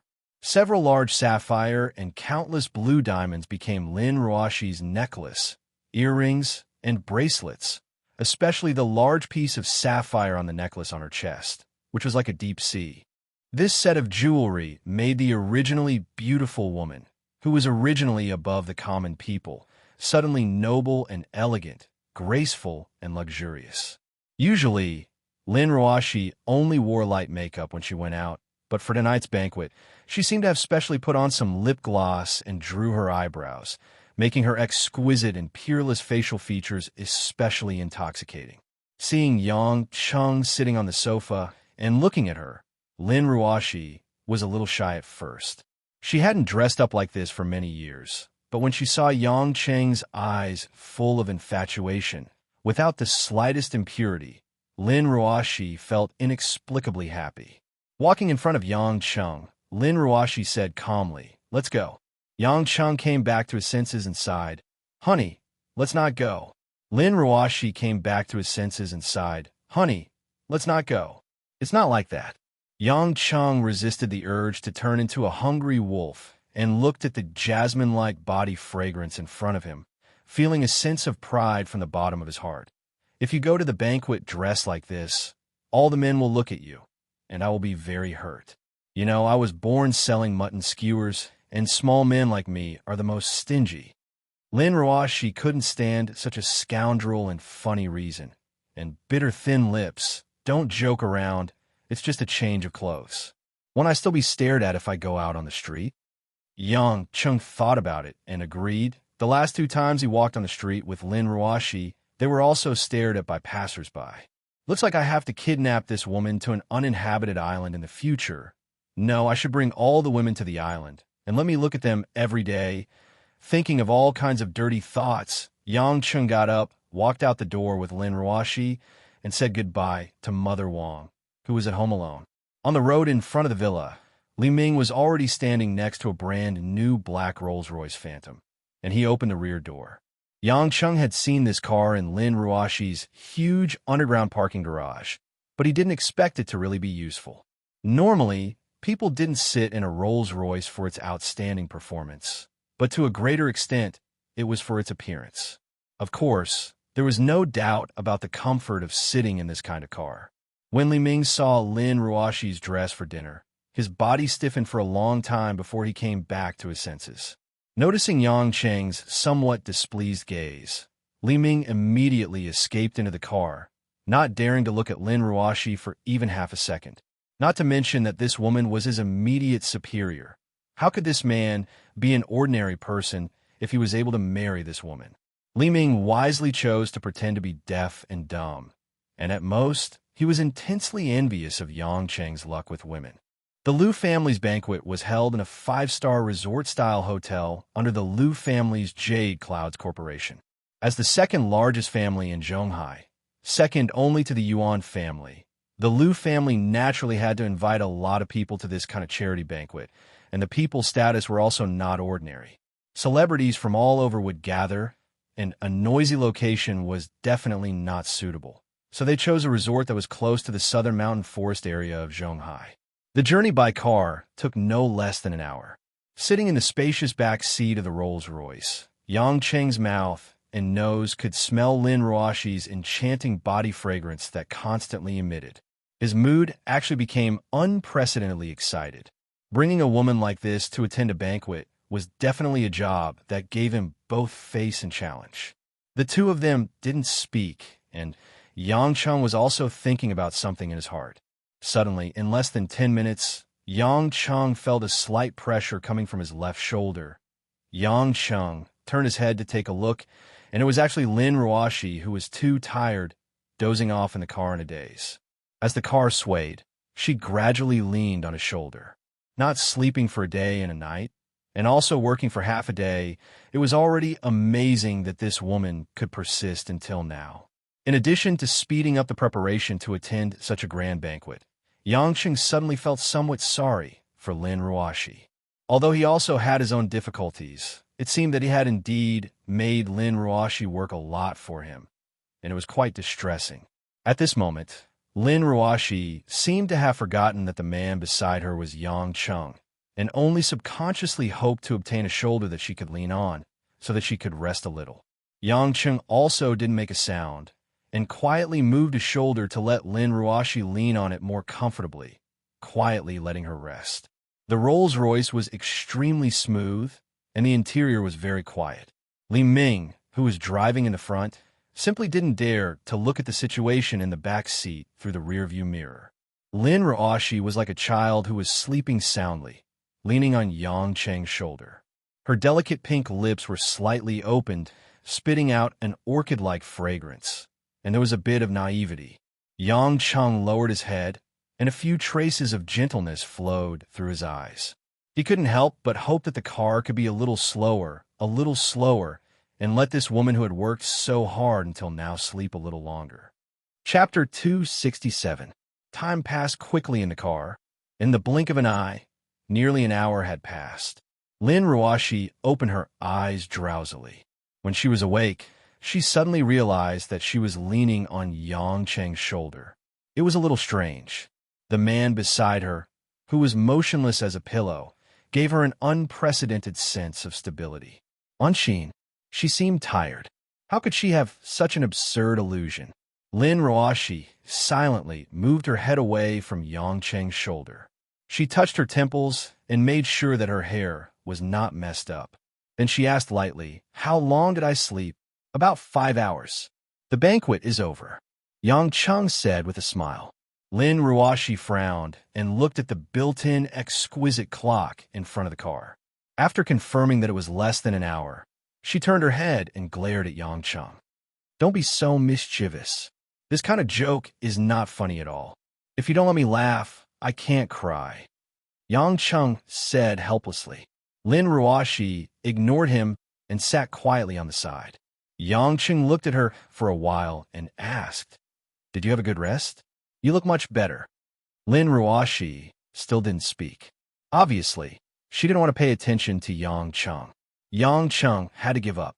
The two quietly waited until the car entered the Jade Clouds Group's resort. The surroundings were lit up with all kinds of brilliant lights. In the shade of the trees at night, the cold wind rustled. There were patrolling bodyguards on both sides of the road. Obviously, the Liu family attached great importance to this party. After driving on the spacious road of the resort for 5 or 6 minutes, the car stopped in a parking space on the side of the road. This road had long been filled with all kinds of world-class cars. Luxury cars like Audi A8 and Mercedes-Benz S-Series, which looked extremely luxurious to ordinary people, appeared so dim and unattractive in this place. Yang Cheng clearly felt that Lin Ruoxi's body was slightly stiff. But after taking a deep breath, she immediately calmed down. It could be seen that Lin Ruoxi was relatively alienated from this kind of occasion. Don't talk nonsense when you go down. Don't run around alone. Do you understand? Lin Ruoxi once again earnestly warned. Yang Cheng bitterly smiled. I'm not a child. You are more troublesome than child, Lin Ruoxi said without any politeness. Yang Cheng pouted and couldn't say a word. He had been looked down upon. At this time, Li Ming, whose nerves were similarly taut, solemnly ran to the back door, opened it, and bent over to stand at the side. Yang Cheng smiled and stretched out his left arm in front of Lin Ruoxi. Lin Ruoxi hesitated for a while, but she knew that she couldn't avoid it. She reached out her slender arms and hooked them around Yang Chen's. Lin Ruoxi hesitated. In the end, she knew that she couldn't avoid it. So, when the owner of the car got off, many guests outside subconsciously looked over. Yang Cheng was the first to get off the car. This was a completely unfamiliar face. All the guests stared blankly for a moment. They all looked at each other and asked with their eyes, which family's young master was this? Or was he the son of a high-ranking official invited by the Liu family? Immediately, Lin Ruoxi, who was holding Yang Cheng's arm, walked out. She was like a powerful magnet, attracting almost everyone's gaze. The men's infatuation and the women's envy and jealousy. All kinds of complicated expressions were hard to describe, but most of them were questions. After all, Lin Ruoxi had almost never participated in this kind of public gathering of the upper class. She was also a stranger. Immediately, Lin Ruoxi, who was holding Yang Cheng's arm, walked out. She was like a powerful magnet, attracting almost everyone's gaze. The men's infatuation and the women's envy and jealousy. All kinds of complicated expressions were hard to describe, but most of them were questions. After all, Lin Ruoxi had almost never participated in this kind of public gathering of the upper class. She was also an unfamiliar face. The cold winter air would not be slightly weakened by the women's nude evening gowns. But the women always pretended to be unaffected, smiled reservedly, and could not shiver. Yang Cheng felt that it was not easy for women. He felt that as soon as Lin Ruoxi got off the car and was blown by the cold wind, she immediately moved closer to him imperceptibly. Yang Cheng laughed in his heart. An iceberg also knows the cold. Following the respectful invitation of the banquet waiter, the two walked to the entrance of the banquet hall. This was a huge 3-story Baroque building. The Athens-style stone pillars were so neat that they could not see the end of it. It was enough to prove the Liu family's wealth. When they came to the door, a middle-aged man in a black tuxedo, with shiny hair and 2 strokes of mustache, with a handsome face and a ruddy complexion, came forward with a few attendants of different ages with a smile. He greeted Yang Cheng and Lin Ruoxi from a distance. I'm really flattered. General Lin actually gave me face and came to this banquet personally. Haha, welcome, welcome. Lin Ruoxi whispered to Yang Cheng. This is the master of the Liu family, the host of this banquet, Liu Kangbai. Yang Cheng came to a sudden realization. This must be Liu Yun's father. He must have harmed quite a lot of women when he was young. As for the other guests who had doubts, when they saw that the host, Lu Kongbai, actually went out to welcome them personally and called out General Lin. Most of them guessed Lin Ruoshi's identity after thinking about it carefully. A woman who had a net worth of tens of billions and owned an international company was much scarier than her appearance. In an instant, Yang Cheng and Lin Ruoshi became everyone's focus. Many people guessed that Yang Cheng was related to Lin Ruoshi. After all, the public knew that Lin Ruoshi wasn't married, nor did they hear that she had a relationship with any young master. Chairman Liu, you're being too polite. We're just juniors. There's no need to do this. Lin Ruoshi smiled faintly. Lu Kongbai hurriedly waved his hand and said, women are not inferior to men. When the old CEO of Yulei was still in office, I've said this before. Now that Yulei is in the hands of General Lin, it's already the overlord of Huaxia's fashion industry. As a businessman, I'm respecting a successful businessman by coming out to welcome you. Lin Ruoshi didn't say anything else. She just smiled and nodded. Lu Kongbai then turned to look at Yang Cheng. May I know who this is? Before Yang Cheng could say anything, Lin Ruoshi said, this is my husband, Yang Cheng. Yang Cheng turned around and looked at Lin Ruoshi in surprise. Although he knew that she was preparing to announce their relationship by inviting him to such an occasion, he didn't expect her to be so straightforward and expressionless. Lu Kongbai was obviously stunned for a moment too. At the same time, many guests around them were shocked too. In an instant, Yang Cheng became the focus of everyone's jealousy. Yang Cheng rubbed his nose awkwardly and said with a smile, Chairman Liu doesn't know me, but I know your son. Lu Kongbai immediately regained his composure and asked gently, Mr. Yang, you know my son, Liu Yin? Are you from the same school? We're not from the same school. We've only met before and had a small conflict. Yang Cheng said casually and added in his heart, if snatching your daughter-in-law is considered a small conflict, haha, so it's called no discord, no concord. Everyone here is a guest. Please come in. Lu Kongbai was a shrewd man. Before he figured out Yang Cheng's background, he chose to not continue the topic. Lin Ruoshi looked at Yang Cheng doubtfully. She couldn't understand why Yang Cheng knew Liu Yun and had a conflict with each other. However, it wasn't suitable for her to ask about it in such an occasion, so she could only keep it to herself. When the two entered the hall, Lu Kongbai whispered to a man beside him, investigate that man's background immediately. That man immediately responded and left. Lu Kongbai smiled again and went to welcome other important guests. Although the area of the hall was huge, it was also crowded. Most of them were socialites and rich ladies. The more people there were, the more mouths there were. While the waiters and waitresses were shuttling back and forth, the happenings outside the main door had already reached the ears of the people inside. The news of the mysterious young CEO of Yulei International bringing her husband, an unfamiliar man named Yang Cheng, to the party spread like a whirlwind. Therefore, when Yang Cheng and Lin Ruoshi entered the hall, they immediately felt a lot of gazes. Lin Ruoshi easily became the center of attention. Her black silk evening gown and cornflower sapphire jewelry made her elegant and refined, like a tulip that bloomed at night. She was noble and charming. Both men and women found it hard to resist her sudden charm. Yang Cheng didn't feel good. I shouldn't have come. Sure enough, I've been seen naked by her. On the other hand, Lin Ruoshi wasn't nervous at all. She seemed to have gotten used to being the brightest color in the crowd. She took the champagne from the waiters and walked into the center of the hall with Yang Cheng. Many self-proclaimed successful male entrepreneurs and sons of officials felt jealous and disdainful when they saw Lin Ruoshi holding onto Yang Cheng's hand. From their perspective, this unattractive and unfamiliar man definitely couldn't be compared to them, the so-called elites. Lin Ruoshi was still young after all. Her heart was clouded by lard, so it was inevitable that she couldn't judge a man correctly. One had to admit that men's thinking ability could be crazy sometimes. At this moment, they didn't even want to consider whether Lin Ruoshi, who managed a huge business empire, had a small brain capacity to judge a man correctly. Therefore, a few well-dressed, educated, wealthy men approached Lin Ruoshi at the same time. Chapter 268. Yang Cheng noticed the intentions of these men, but he couldn't do anything about it. He couldn't go up and punch them one by one. But he thought that Lin Ruashi wasn't the kind of woman who was easy to get along with, so they couldn't take advantage of her. A man with slightly short hair, a regular face, and a tall and straight figure came forward, holding a glass of sweet red wine in his hand.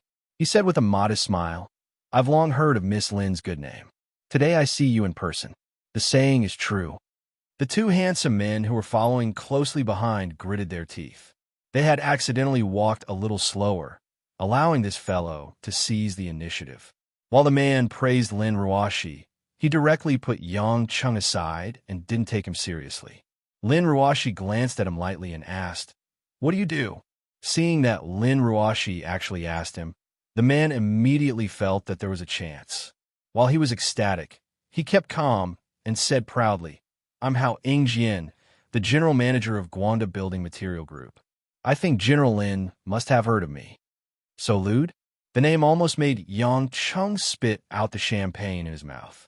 Lin Ruashi frowned and said, "I don't know. I've never heard of you." After that, she took Yang Cheng's arm and walked away in the other direction without looking back. Hao Ingjian was left standing in the same place, holding the wine glass, and his face turned pale. On such an occasion, directly saying, "I've never heard of you," was much more unpleasant than directly cursing. It was equivalent to determining the identity of this person and didn't treat him as an equal at all. In other words, this person didn't deserve to talk to her. Several young people who didn't get the first opportunity all showed a look of relief. Seeing Hao Ingjian being angry but not daring to speak and being ridiculed by the people around him for overestimating himself, they all had a lingering fear. They didn't expect that Lin Ruashi would be so direct and ruthless to reject them. It seemed that her iceberg personality was indeed true.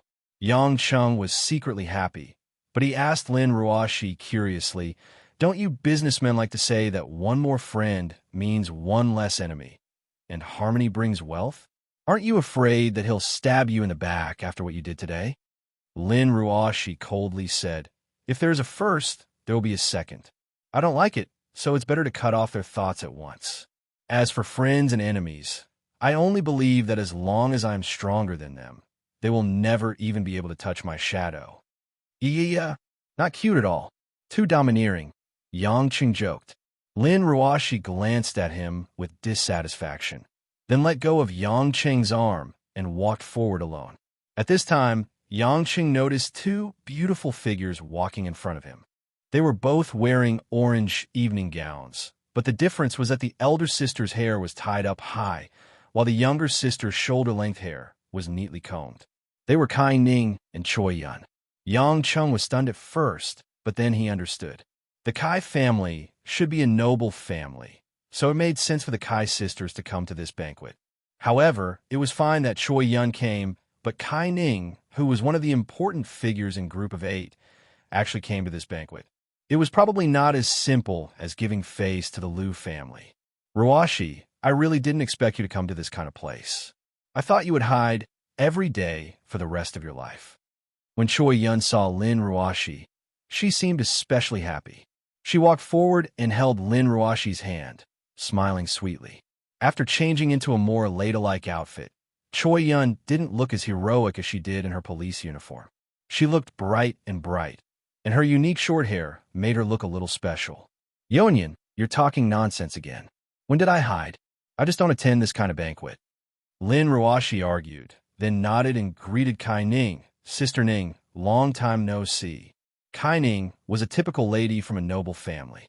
She received traditional education in the Tang sect of Sichuan since she was young, which gave her the tranquil aura of an ancient painting.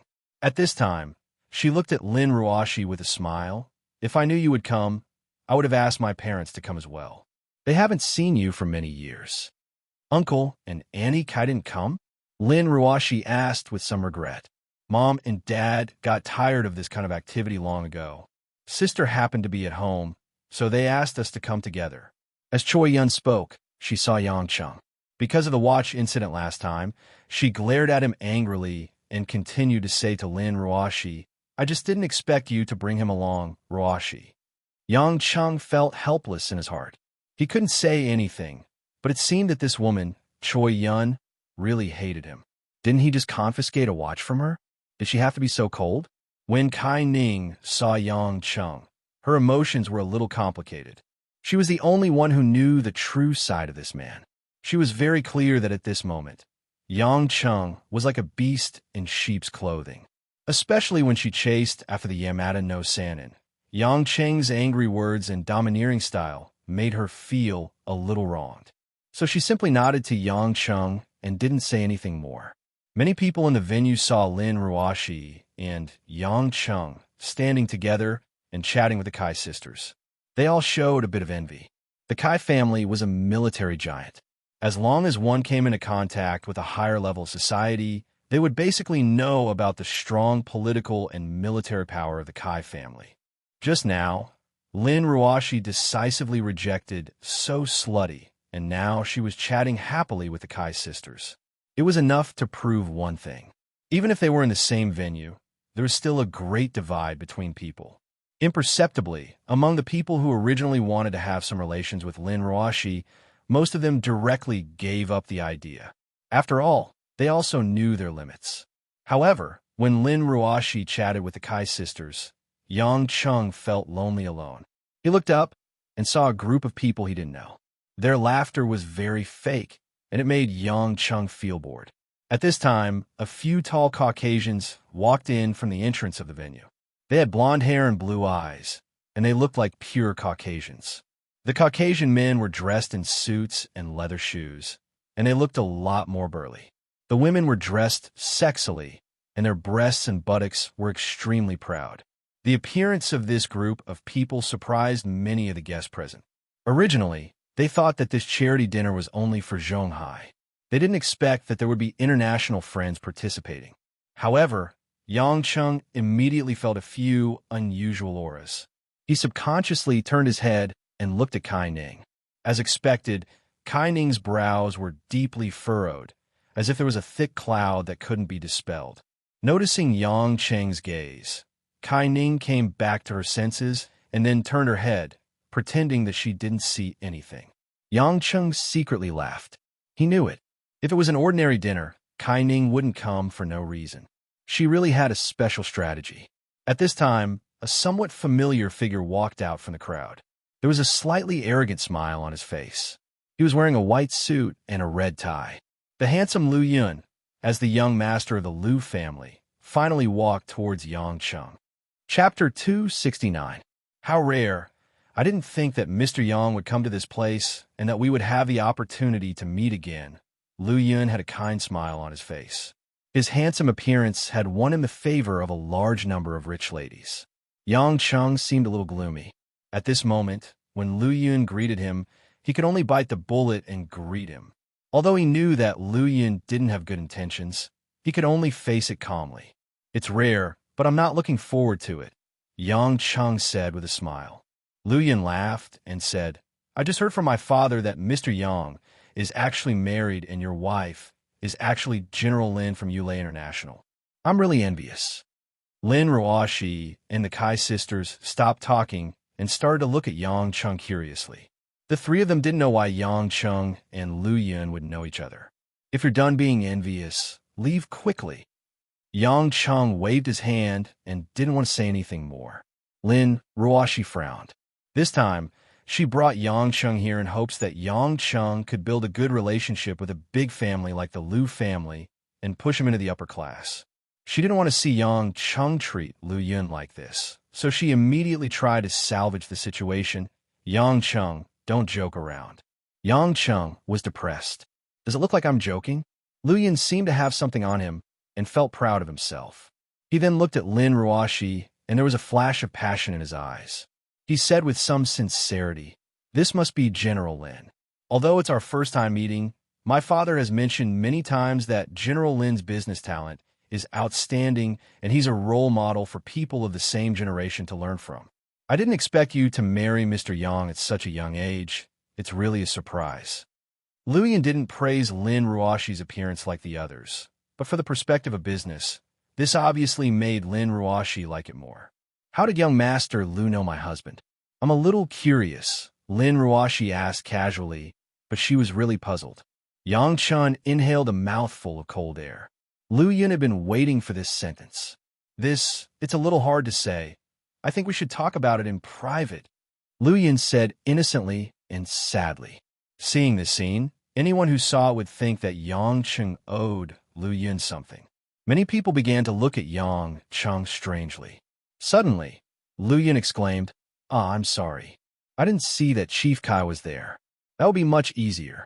It seems like Chief Lin and Chief Kai are close friends. Chief Kai also experienced what happened that day. Why don't Chief Kai explain on my behalf? That's not something I want to recall." Lu Yun sighed. Yang Chun secretly scolded this guy for being too wicked. You can't bully people like this. Letting Choi Yun say it is worse than letting him say it. Choi Yun was also a straightforward girl. She lived for more than 20 years with the concept of fair law enforcement. In this case, she wouldn't even frown if she were to put righteousness before family, let alone Yang Chun, who just hurt her self-esteem. Seeing Lin Ruoshi looking at her with a bad expression and asking her, Choi Yun pursed her red lips and whispered softly in Lin Ruoshi's ear. In fact, Lin Ruoshi had already been in contact with Anshin's incident. After all, she sent lawyer Zhang to bail Yang Chun out. However, Choi Yun didn't say much at that time, and Lin Ruoshi didn't want to hear it, so she gradually forgot about the incident. In this way, Yang Chun's position was even more awkward. Most people knew that Choi Yun was the chief of the West Side Police Department. Since the dispute between Yang Chun and Lu Yun was actually brought to the police station, then the matter must be serious, and it might even be a scandal. Of course, the one that deserved to be smeared was Yang Chun, and Lu Yun was the victim. After Choi Yun briefly explained that Yang Chun spent the night with Lu Yun's fiancée, Anshin, was caught by the anti-pornography police and had a conflict with Lu Yun and Anshin's father, and Zai Huan. Lin Ruoshi's face was completely pale. The coldness in her eyes was several times colder than the howling north wind outside. Yang Chun felt his scalp going numb as he smiled stiffly. It's in the past. It's all in the past. I'll explain it to you when I get back. Actually, I'm also a victim. You don't have to explain. It's your business, and I've never been able to control you. When Lin Ruoshi finished speaking, she felt exhausted. It seemed that she made a mistake to bring him to this place. If she didn't come, then she wouldn't know about the matter between him and Lu Yun. Even if she was kept in the dark, it was better than knowing that this man actually hooked up with someone else's fiancée and was even arrested by the anti-pornography police. That's right. She had once told him that they should live their own lives and not interfere in each other's private life. But after experiencing so many things, she finally admitted that he was her husband in front of everyone. She never expected that in the blink of an eye, he would become a wild man that hooked up with someone else's fiancée. Without a doubt, this was as painful as a sharp knife cruelly cutting off Lin Ruoshi's self-esteem. A sinister smile appeared on the corner of Lu Yun's mouth before he said, "General Lin, don't be sad. This matter will slowly calm down with time. Although my fiancée, Miss Anshin, has made some mistakes, it won't affect my determination to marry her. It won't be long before I complete my wedding with my fiancée. General Lin, don't be too harsh on Mr. Yang. Humans will always make mistakes." When Lu Yun finished speaking, he looked at Yang Chun with a sigh and walked away from Yang Chun. In that instant, he said in a voice that only Yang Chun could hear, "I want you to lose everything." Yang Cheng's face was expressionless, as if he didn't hear Lu Yun's provocation. In fact, Yang Chun wasn't in the mood to care about Lu Yun at this moment, because Lin Ruoshi's mood seemed to have reached an extremely low state. Fortunately, only a few people heard the series of subtle changes, so it didn't cause a large commotion. So after Lu Yun left, the situation calmed down. When Choi Yun saw Lin Ruoshi's desolate expression, she couldn't help but regret speaking so bluntly. At the same time, she looked at Yang Chun apologetically, but Yang Chun didn't have the time to care about her. Walking forward, Yang Chun said in a low voice, "I know it's unnecessary to explain. I'm just a person who can't let you be at ease. I just hope that you won't be too sad. It's not worth it to hurt your body." Lin Ruoshi raised her watery eyes, which were slightly red. I should have known. Pick up your sympathy. I'm not that stupid. When she finished speaking, Lin Ruoshi walked alone to a corner of the venue. Choi Yun and Kai Ning followed with concern. The two sisters also had different expressions. Other than concern for Lin Ruoshi, there was also a hint of guilt. After all, they seemed to have concealed a lot. Yang Chung felt a wave of irritation in his heart. It wasn't because of Lu Yun's interference, but because of the women around him. This wasn't a problem that could be solved by giving up. No man would want his woman to belong to another man at the same time. Similarly, a woman wouldn't want her husband to be someone else's husband. It wasn't that Yang Chung didn't know this, but the rotten and muddle-headed life in the past, as well as the indelible past, made him not have the courage to reject a woman who truly loved him. He clearly felt that he liked them, and he couldn't even guarantee that he wouldn't like more people in the future. Moreover, the tenderness of those women was hard for him to bear, let alone hurt them. But when he thought of Lin Ruoshi's cold and resolute eyes, as well as her temperament that was extremely similar to a certain person, Yang Chung was extremely afraid that she would really leave him. Because he had lost her before, he treasured her even more. Just when Yang Chung felt a headache and wanted to find a place to drink alone, the host of the evening party, Lu Kongbai, suddenly walked in front of him with two subordinates. Chapter 270. Mr. Yang, you don't seem to be in a good mood. Is our host not treating you well enough? Lu Kongbai chuckled and asked. Seeing Lu Yun's father, Yang Chung wasn't in a good mood either. He simply shook his head and planned to leave. Mr. Yang, I heard that you're related to my future daughter-in-law, Anshin. Lu Kongbai suddenly asked. Yang Chung turned around and asked, Your son warned me, just now.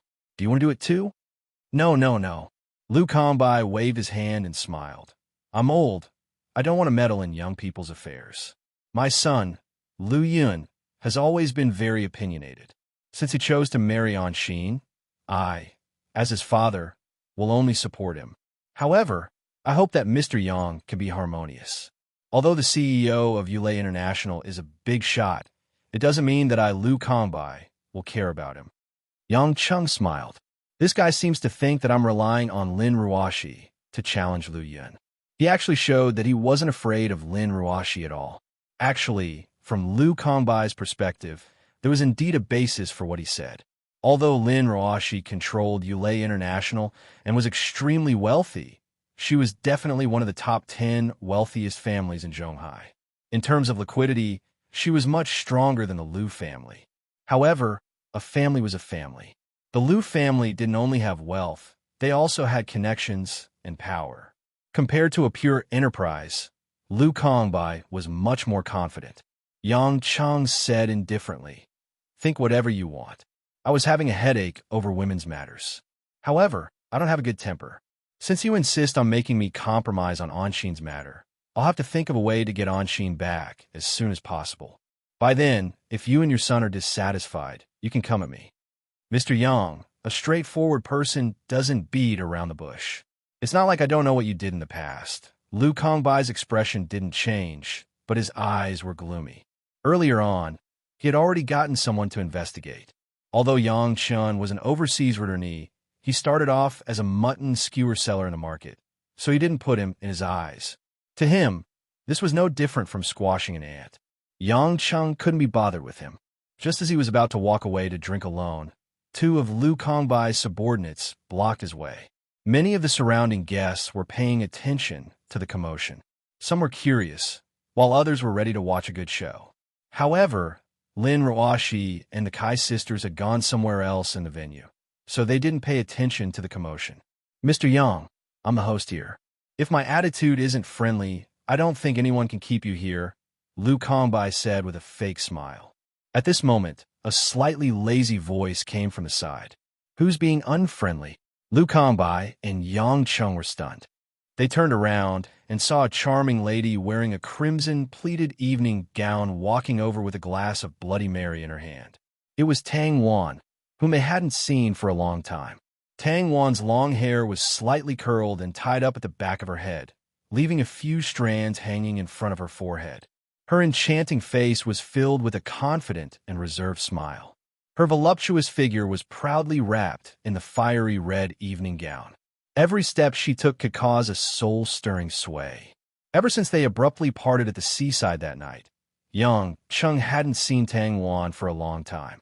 Tang Wan wasn't a clingy little woman either, so she didn't contact Yang Chung.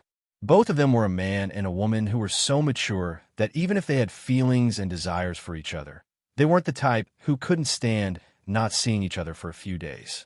Therefore, they weren't surprised. "Miss Tang, how have you been? I'm very glad to be able to see you tonight." Lu Kongbai seemed to be more familiar with Tang Wan. He walked forward and greeted her with a smile. Tang Wan greeted him and seemed to be surprised to see Yang Chung. "Yang Chung, why are you here too?" Yang Chung laughed in his heart. This woman was really good at acting. As an actress, she would definitely be a movie queen. However, since she was kind enough to help him out, he should just accept it. He smiled and said, "I came with my wife. Master Lu is discussing with me about his son."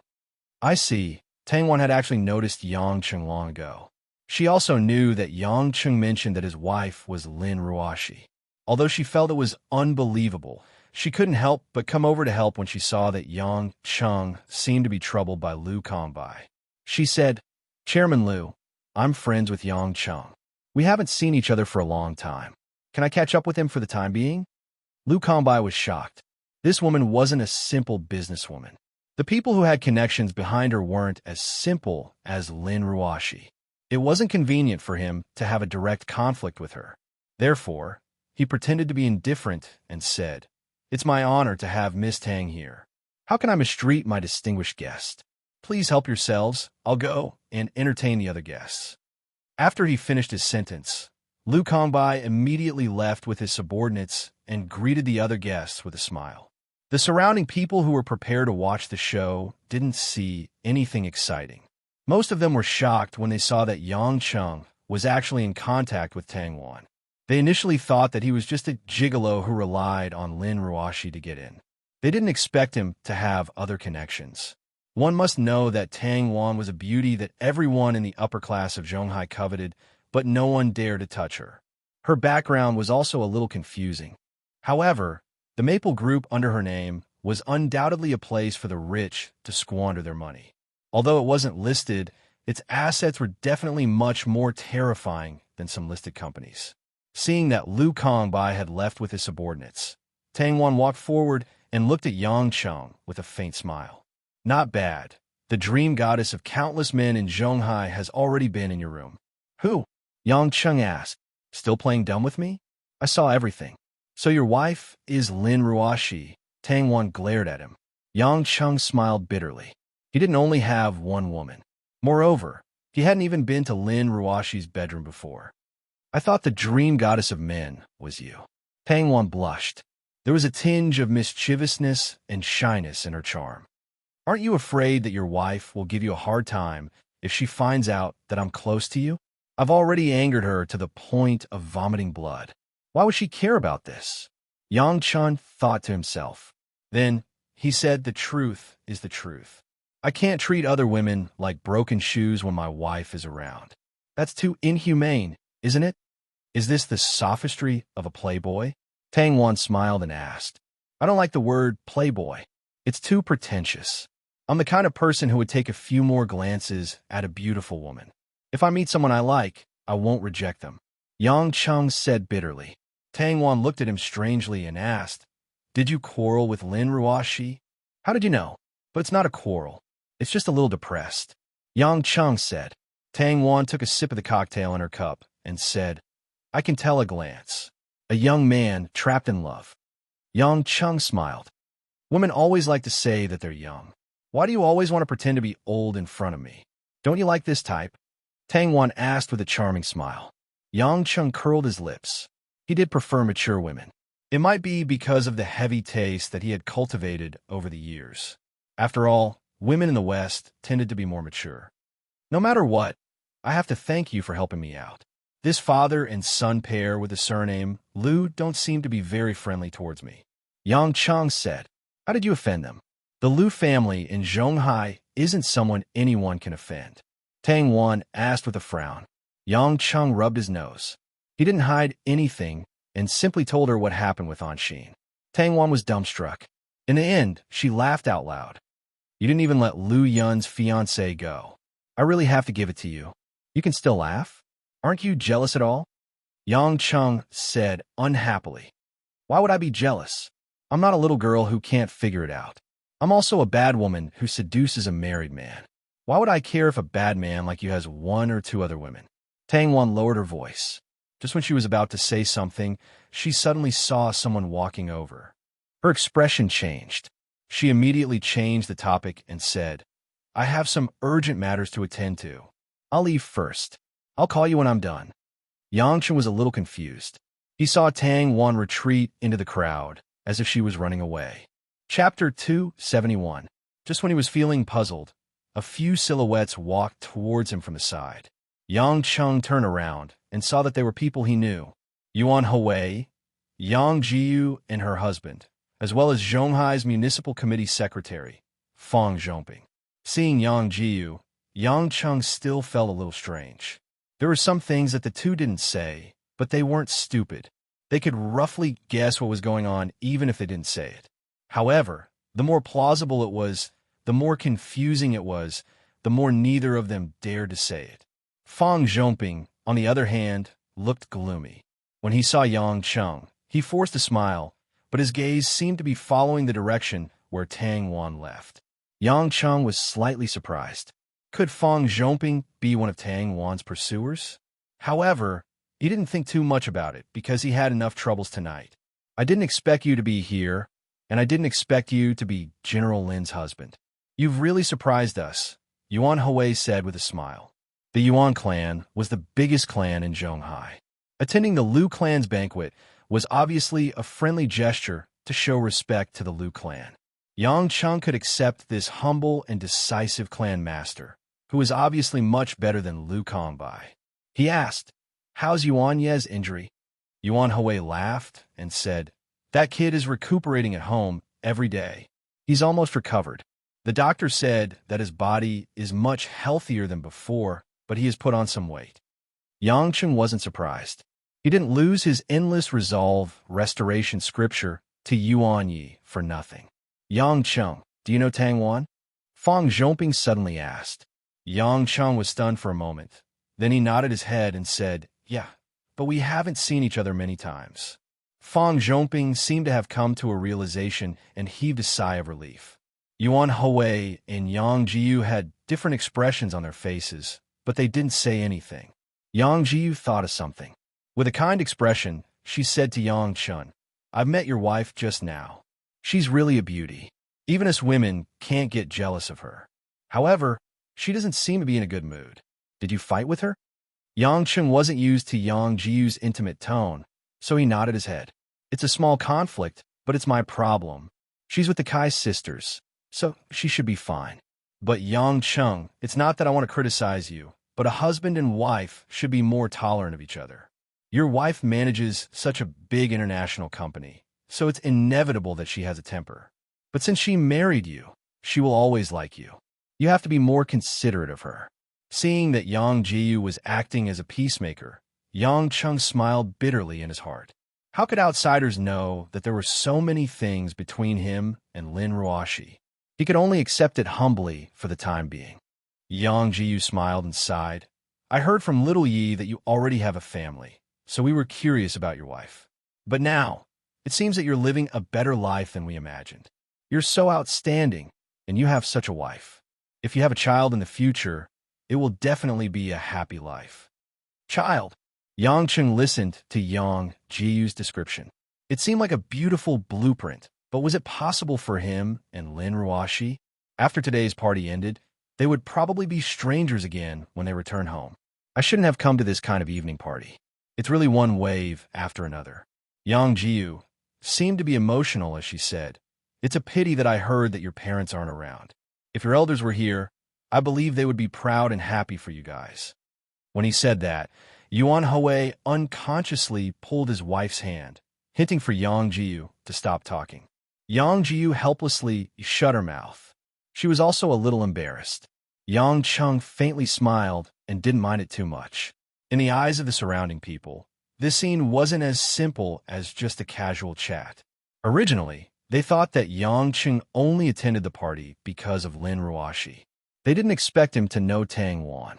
Not only did he know Tang Wan, but he also seemed to have a close relationship with the couple from the biggest family in Zhonghai, the Yuan family. What's more, Secretary Fong from the Fong family even talked to him in a friendly manner. These three people were much more important than Liu Kongbai from the Liu family, especially since many people knew that Yang Jiyu had a strong background in Beijing. At this moment, when they saw her talking to Yang Cheng so long-winded, they couldn't help but speculate. Could it be that this lucky guy called Yang Cheng was one of the members from a big family in Beijing who hid their identity? At this moment, Lin Ruoshi, Choi Yun, and Kai Ning, who were already at a corner of the hall, realized that Yang Cheng was chatting with Yuan Hui, his wife, and Fang Zhongping. They were also a little surprised. Kai Ning was still fine as she knew some inside information, but Lin Ruoshi and Choi Yun didn't expect Yang Cheng to be friends with people of that level. Lin Ruoshi had mixed feelings. She brought Yang Cheng here to let him get to know more people of the upper class. She didn't expect him to not only be friends with Yuan Yi from the Yuan family, but also with Yuan Hui, his wife, and Fang Zhongping. However, Yang Cheng had never mentioned these things to her. She even foolishly wanted to help him gain a foothold in Zhonghai. It seemed like he had been mocking her actions in his heart. Yang Cheng didn't know that he had suddenly become the focus of the evening party, and that Lin Ruoshi's resentment towards him had increased by another level. At this moment, Yuan Hui said, "Just now, it seemed like Liu Kongbai didn't like you. If he really dares to do anything and needs our help, just let us know. We are indebted to you, so we don't wish for anything to happen to you. I really hope that he dares to do something." Yang Cheng thought and replied, "I understand. Thank you." After chatting for a while, the evening party entered the dancing stage. Dazzling lights began to flow on the dance floor of the entire hall. Not far away from the dance floor, the accompaniment band that was specially invited from Vienna began to play a melodious waltz tune. Many men and women of all ages began to spread out on the dance floor with their own dance partners and began to dance with different steps. After Yuan Hui invited Yang Jiyu in a gentlemanly manner, the couple went down the dance floor and began to dance gracefully. Fang Zhongping looked at them enviously and sighed faintly. He walked to the corner of the dance floor and sat down silently. Yang Cheng didn't plan to dance either. Just when he was about to find a place to drink, he suddenly saw Liu Yun appear at the corner of a dance floor where Lin Ruoshi and the Kai sisters were standing. Yang Cheng frowned. He knew that something bad was about to happen, so he walked over. At the same time, Liu Yun stretched out his arm and made a standard dance invitation gesture. He showed a handsome smile to Lin Ruoshi. "Miss Lin, as the host tonight, may I have the honor to invite you for the first dance?" Liu Yun's actions were obviously provoking Yang Cheng. Just now, he instigated Lin Ruoshi and Yang Cheng to separate unhappily. Now that he had the home advantage, he naturally came to invite Lin Ruoshi for a dance. Lin Ruoshi was also in a dilemma. Of course, she didn't want to dance with this man. She wasn't stupid. She knew that Liu Yun had the intention of deliberately making Yang Cheng lose face. However, Liu Yun was the only son of the Liu family and the host of tonight's ball. In such an occasion, there was nothing wrong with his status or etiquette to invite her for a dance. She couldn't say that she didn't know how to dance, nor did she have a reasonable reason to reject him. What should she do? Seeing that Lin Ruoshi was in a dilemma, Choi Yun said to Liu Yun, "Young Master Liu, Ruoshi doesn't like to dance. You should ask someone else." Liu Yun still smiled gently. "Chief Kai, my invitation is very sincere. I hope that you won't interfere." Kai Ning pulled her sister's hand to stop Choi Yun from saying anything. After all, this involved the relationship between the Kai and Liu families. It wasn't appropriate for her to interfere without reason. "Hey, where did you come from? As her husband, I haven't even danced with her yet. What are you doing?" At this moment, Yang Cheng stood in front of Lin Ruoshi and said to Liu Yun. Lin Ruoshi and the Kai sisters were shocked to see Yang Cheng walking towards them all of a sudden. Their expressions were complicated. Liu Yun sneered. "Is that so? Mr. Yang hasn't danced yet. I thought Mr. Yang was going to dance with Miss Tang. Miss Tang is also a rare beauty. Mr. Yang can be said to have a lot of luck with women. Yang Chung laughed weirdly. Are you jealous or admiring me? Why do you think that as long as a woman appears around me, she will be related to me? Isn't that the case? Lu Yin said disdainfully. Yang Chung pointed at the Kai sisters behind him. What about them? Chief Kai has arrested me many times. Stinky Yang Chung, why are you pointing at us? Do you want to die? Choi Yun's pretty face turned red as if her tail had been stepped on. Although she knew that Yang Chung was bickering with Lu Yun, she still felt a little strange in her heart. Lu Yun couldn't say anything. After all, the Kai sisters were not ordinary women. He could only casually smile and say, I was wrong. At least there are some exceptions. But Mr. Yang, I don't think Miss Lin will be willing to dance with you, her husband. Yang Chung expressionlessly turned around and looked at the silent Lin Ruoshi. Their eyes met, and it seemed that there was an endless amount of complicated thoughts going through their minds. Suddenly, Yang Chung took 3 steps back and raised his arms. He got up and spun around, taking the standard steps of the waltz.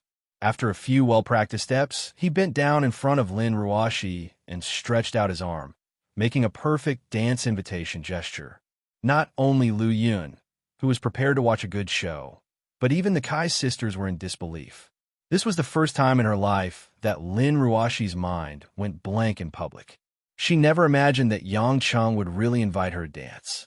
What surprised her even more was that this mutton skewer seller really knew how to dance.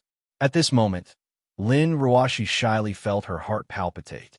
After a few seconds of silence, Lin Ruoshi raised her slender hand and placed it in Yang Cheng's. It's very impolite to refuse. I don't want to be an uncultured person. That's why I'm dancing with you. Don't overthink it. Yang Cheng bitterly smiled. I'm not overthinking it. I just want to dance with you. Chapter 272. Yang Chung led Lin Ruoshi to the center of the dance floor, accompanied by the Danube's round dance tune. Slowly, he stroked Lin Ruoshi's back with one hand, feeling the smoothness under the silk dress, and crossed his fingers with the other hand, looking at each other. It would be a lie to say that she was not nervous. Lin Ruoshi's body trembled instinctively, and for a moment, she even forgot what the start of the waltz was. In fact, although Lin Ruoshi had received the etiquette education of the upper class since she was a child and learned all the necessary dance steps, the person who taught Lin Ruoshi had always been a woman. Therefore, it was the first time that Lin Ruoshi danced with a man. Her first dance was with this man, and the two of them had an unpleasant quarrel just now. Needless to say, Lin Ruoshi felt that it was a little ironic. Because the couple Yang Chung and Lin Ruoshi were too eye-catching, many people stared at them from the beginning of the dance. Lin Ruoshi had always been a quiet person. She had never participated in a banquet like this before, let alone being watched as she danced. As a result, her body was slightly stiff, and her dance movements weren't very coherent. If you're stiff, it will be very ugly when you jump out, Yang Chung said with a faint smile. Lin Ruoshi bit her thin lips and said, You'd better take care of yourself. After a simple exchange, Lin Ruoshi finally relaxed. Thinking that it was a dance, it didn't matter if she was hugged by him. Anyway, people were hugging each other in all directions, and some young people would even occasionally take the opportunity to kiss each other. Ballroom dancing was a traditional dance step recorded in the 11th and 12th centuries, but before the 17th century, it had always been a dance for the European royal family. After the French Revolution, it gradually flowed into the people and gave rise to a variety of more eye-catching dance steps. Later, it was popularized by the American society and gradually formed the current national standard, which was the waltz, rumba, and other similar dances. Because there are many kinds of dances, the people who learned them were not all the same. Therefore, there would be some differences in the dance steps. Lin Ruoshi had been taught traditional ballroom dancing, which was used for social etiquette. She didn't dabble too much in it, so although her dancing was standard, most of the movements were constrained by dogma, which was very standard. After dancing with Lin Ruoshi for a short while, Yang Qing couldn't help smiling. Darling, do you know how I feel when I dance with you? What? Lin Ruoshi asked in a low voice. She wondered if she hadn't studied for a long time and made a mistake. I feel like I've returned to medieval Europe, dancing the most traditional ancient ballroom dance with a noble lady at a palace ball. Although the dance steps are very elegant, it's like a puppet. There's no tension at all, Yang Chung said. Lin Ruoshi was not stupid. She rolled her eyes at Yang Chung. You can just say that I'm dull. You don't have to beat around the bush. When I was learning, my teacher taught me this. How do you think I should dance? Do you want me to teach you? Yang Chung winked at her. Lin Ruoshi was a bit unconvinced and angrily said, You only know how to dance. What right do you have to teach me? Who said I only know how to dance? I only dance to match your steps. In fact, even if it's the most traditional dance, as long as you change some of the details, it's still very interesting. Yang Chung said with a ruminating tone. Lin Ruoshi naturally wouldn't believe him. In her eyes, Yang Chung being able to dance was already a strange thing. How could he have studied it? Thus, with the intention of watching a joke, she said, Okay, you tell me what to do. I'm warning you. If it's a stupid move, I won't cooperate with you. It seems like our General Lin is a timid woman. At least when it comes to dancing, she can't let go. Yang Chung said with a sigh. Lin Ruoshi said with a mocking smile, You don't need to goad me. If you want to dance, then don't dance. Then you should relax a bit. If you use your muscles and bones like this, how can I guide your movements? Yang Chung said. Lin Ruoshi hesitated a bit. Her heart was a bit worried. But as the dance moved, her heart also relaxed a bit. She clenched her teeth and began to relax her body's movements. Suddenly, just as Lin Ruoshi was about to take a step back, Lin Ruoshi felt one of Yang Cheng's hands let go of her waist. Immediately after, a skillful force moved to her other hand, and her body smoothly took 2 steps back. It's about to start. Yang Chung said this, and a series of movements followed. Lin Ruoshi felt that Yang Cheng's hands were constantly displaying all kinds of skillful forces. Sometimes it was coordinated with her legs to make her dance faster and bigger with the rhythm. The accompanying music started to speed up, and the original waltz became a bit like a tango. Lin Ruoshi felt that the huge crystal chandelier above her began to spin rapidly.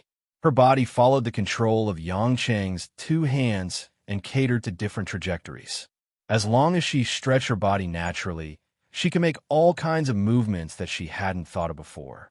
The dance steps of the two suddenly became completely different from the male and female partners around them, especially the occasional exaggerated dance movements.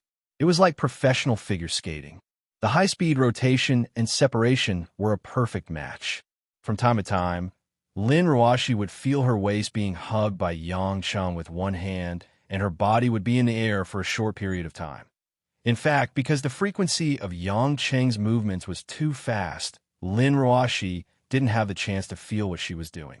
She just followed the directions of various forces, and her body naturally danced. Many of the dancers around them stopped and watched with interest as the two of them waltzed in a relaxed manner. Many of the people present had been to many Western countries. They could easily recognize that the two's dance was full of strong Western folk dance style. It was casual and natural. Lin Ruoshi's black silk evening gown seemed to be extremely tight at this moment. There were many times when Lin Ruoshi was so frightened that she thought her gown would split open. The skirt was like a blooming black lotus, flying with the dance steps, revealing a small section of white and tender calves. Many young women enviously watched the two of them dance excitedly, while many men subconsciously decided not to dance tonight because their dance steps seemed a little too old-fashioned. The person with the strangest expression was Lu Yun, who had planned to make a fool of Yang Chung.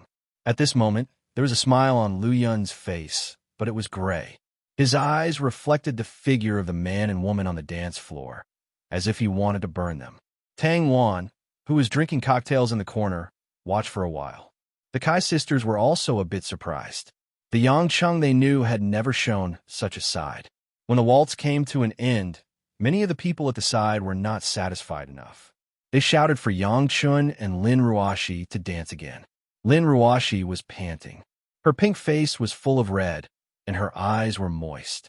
It was the first time she danced so passionately.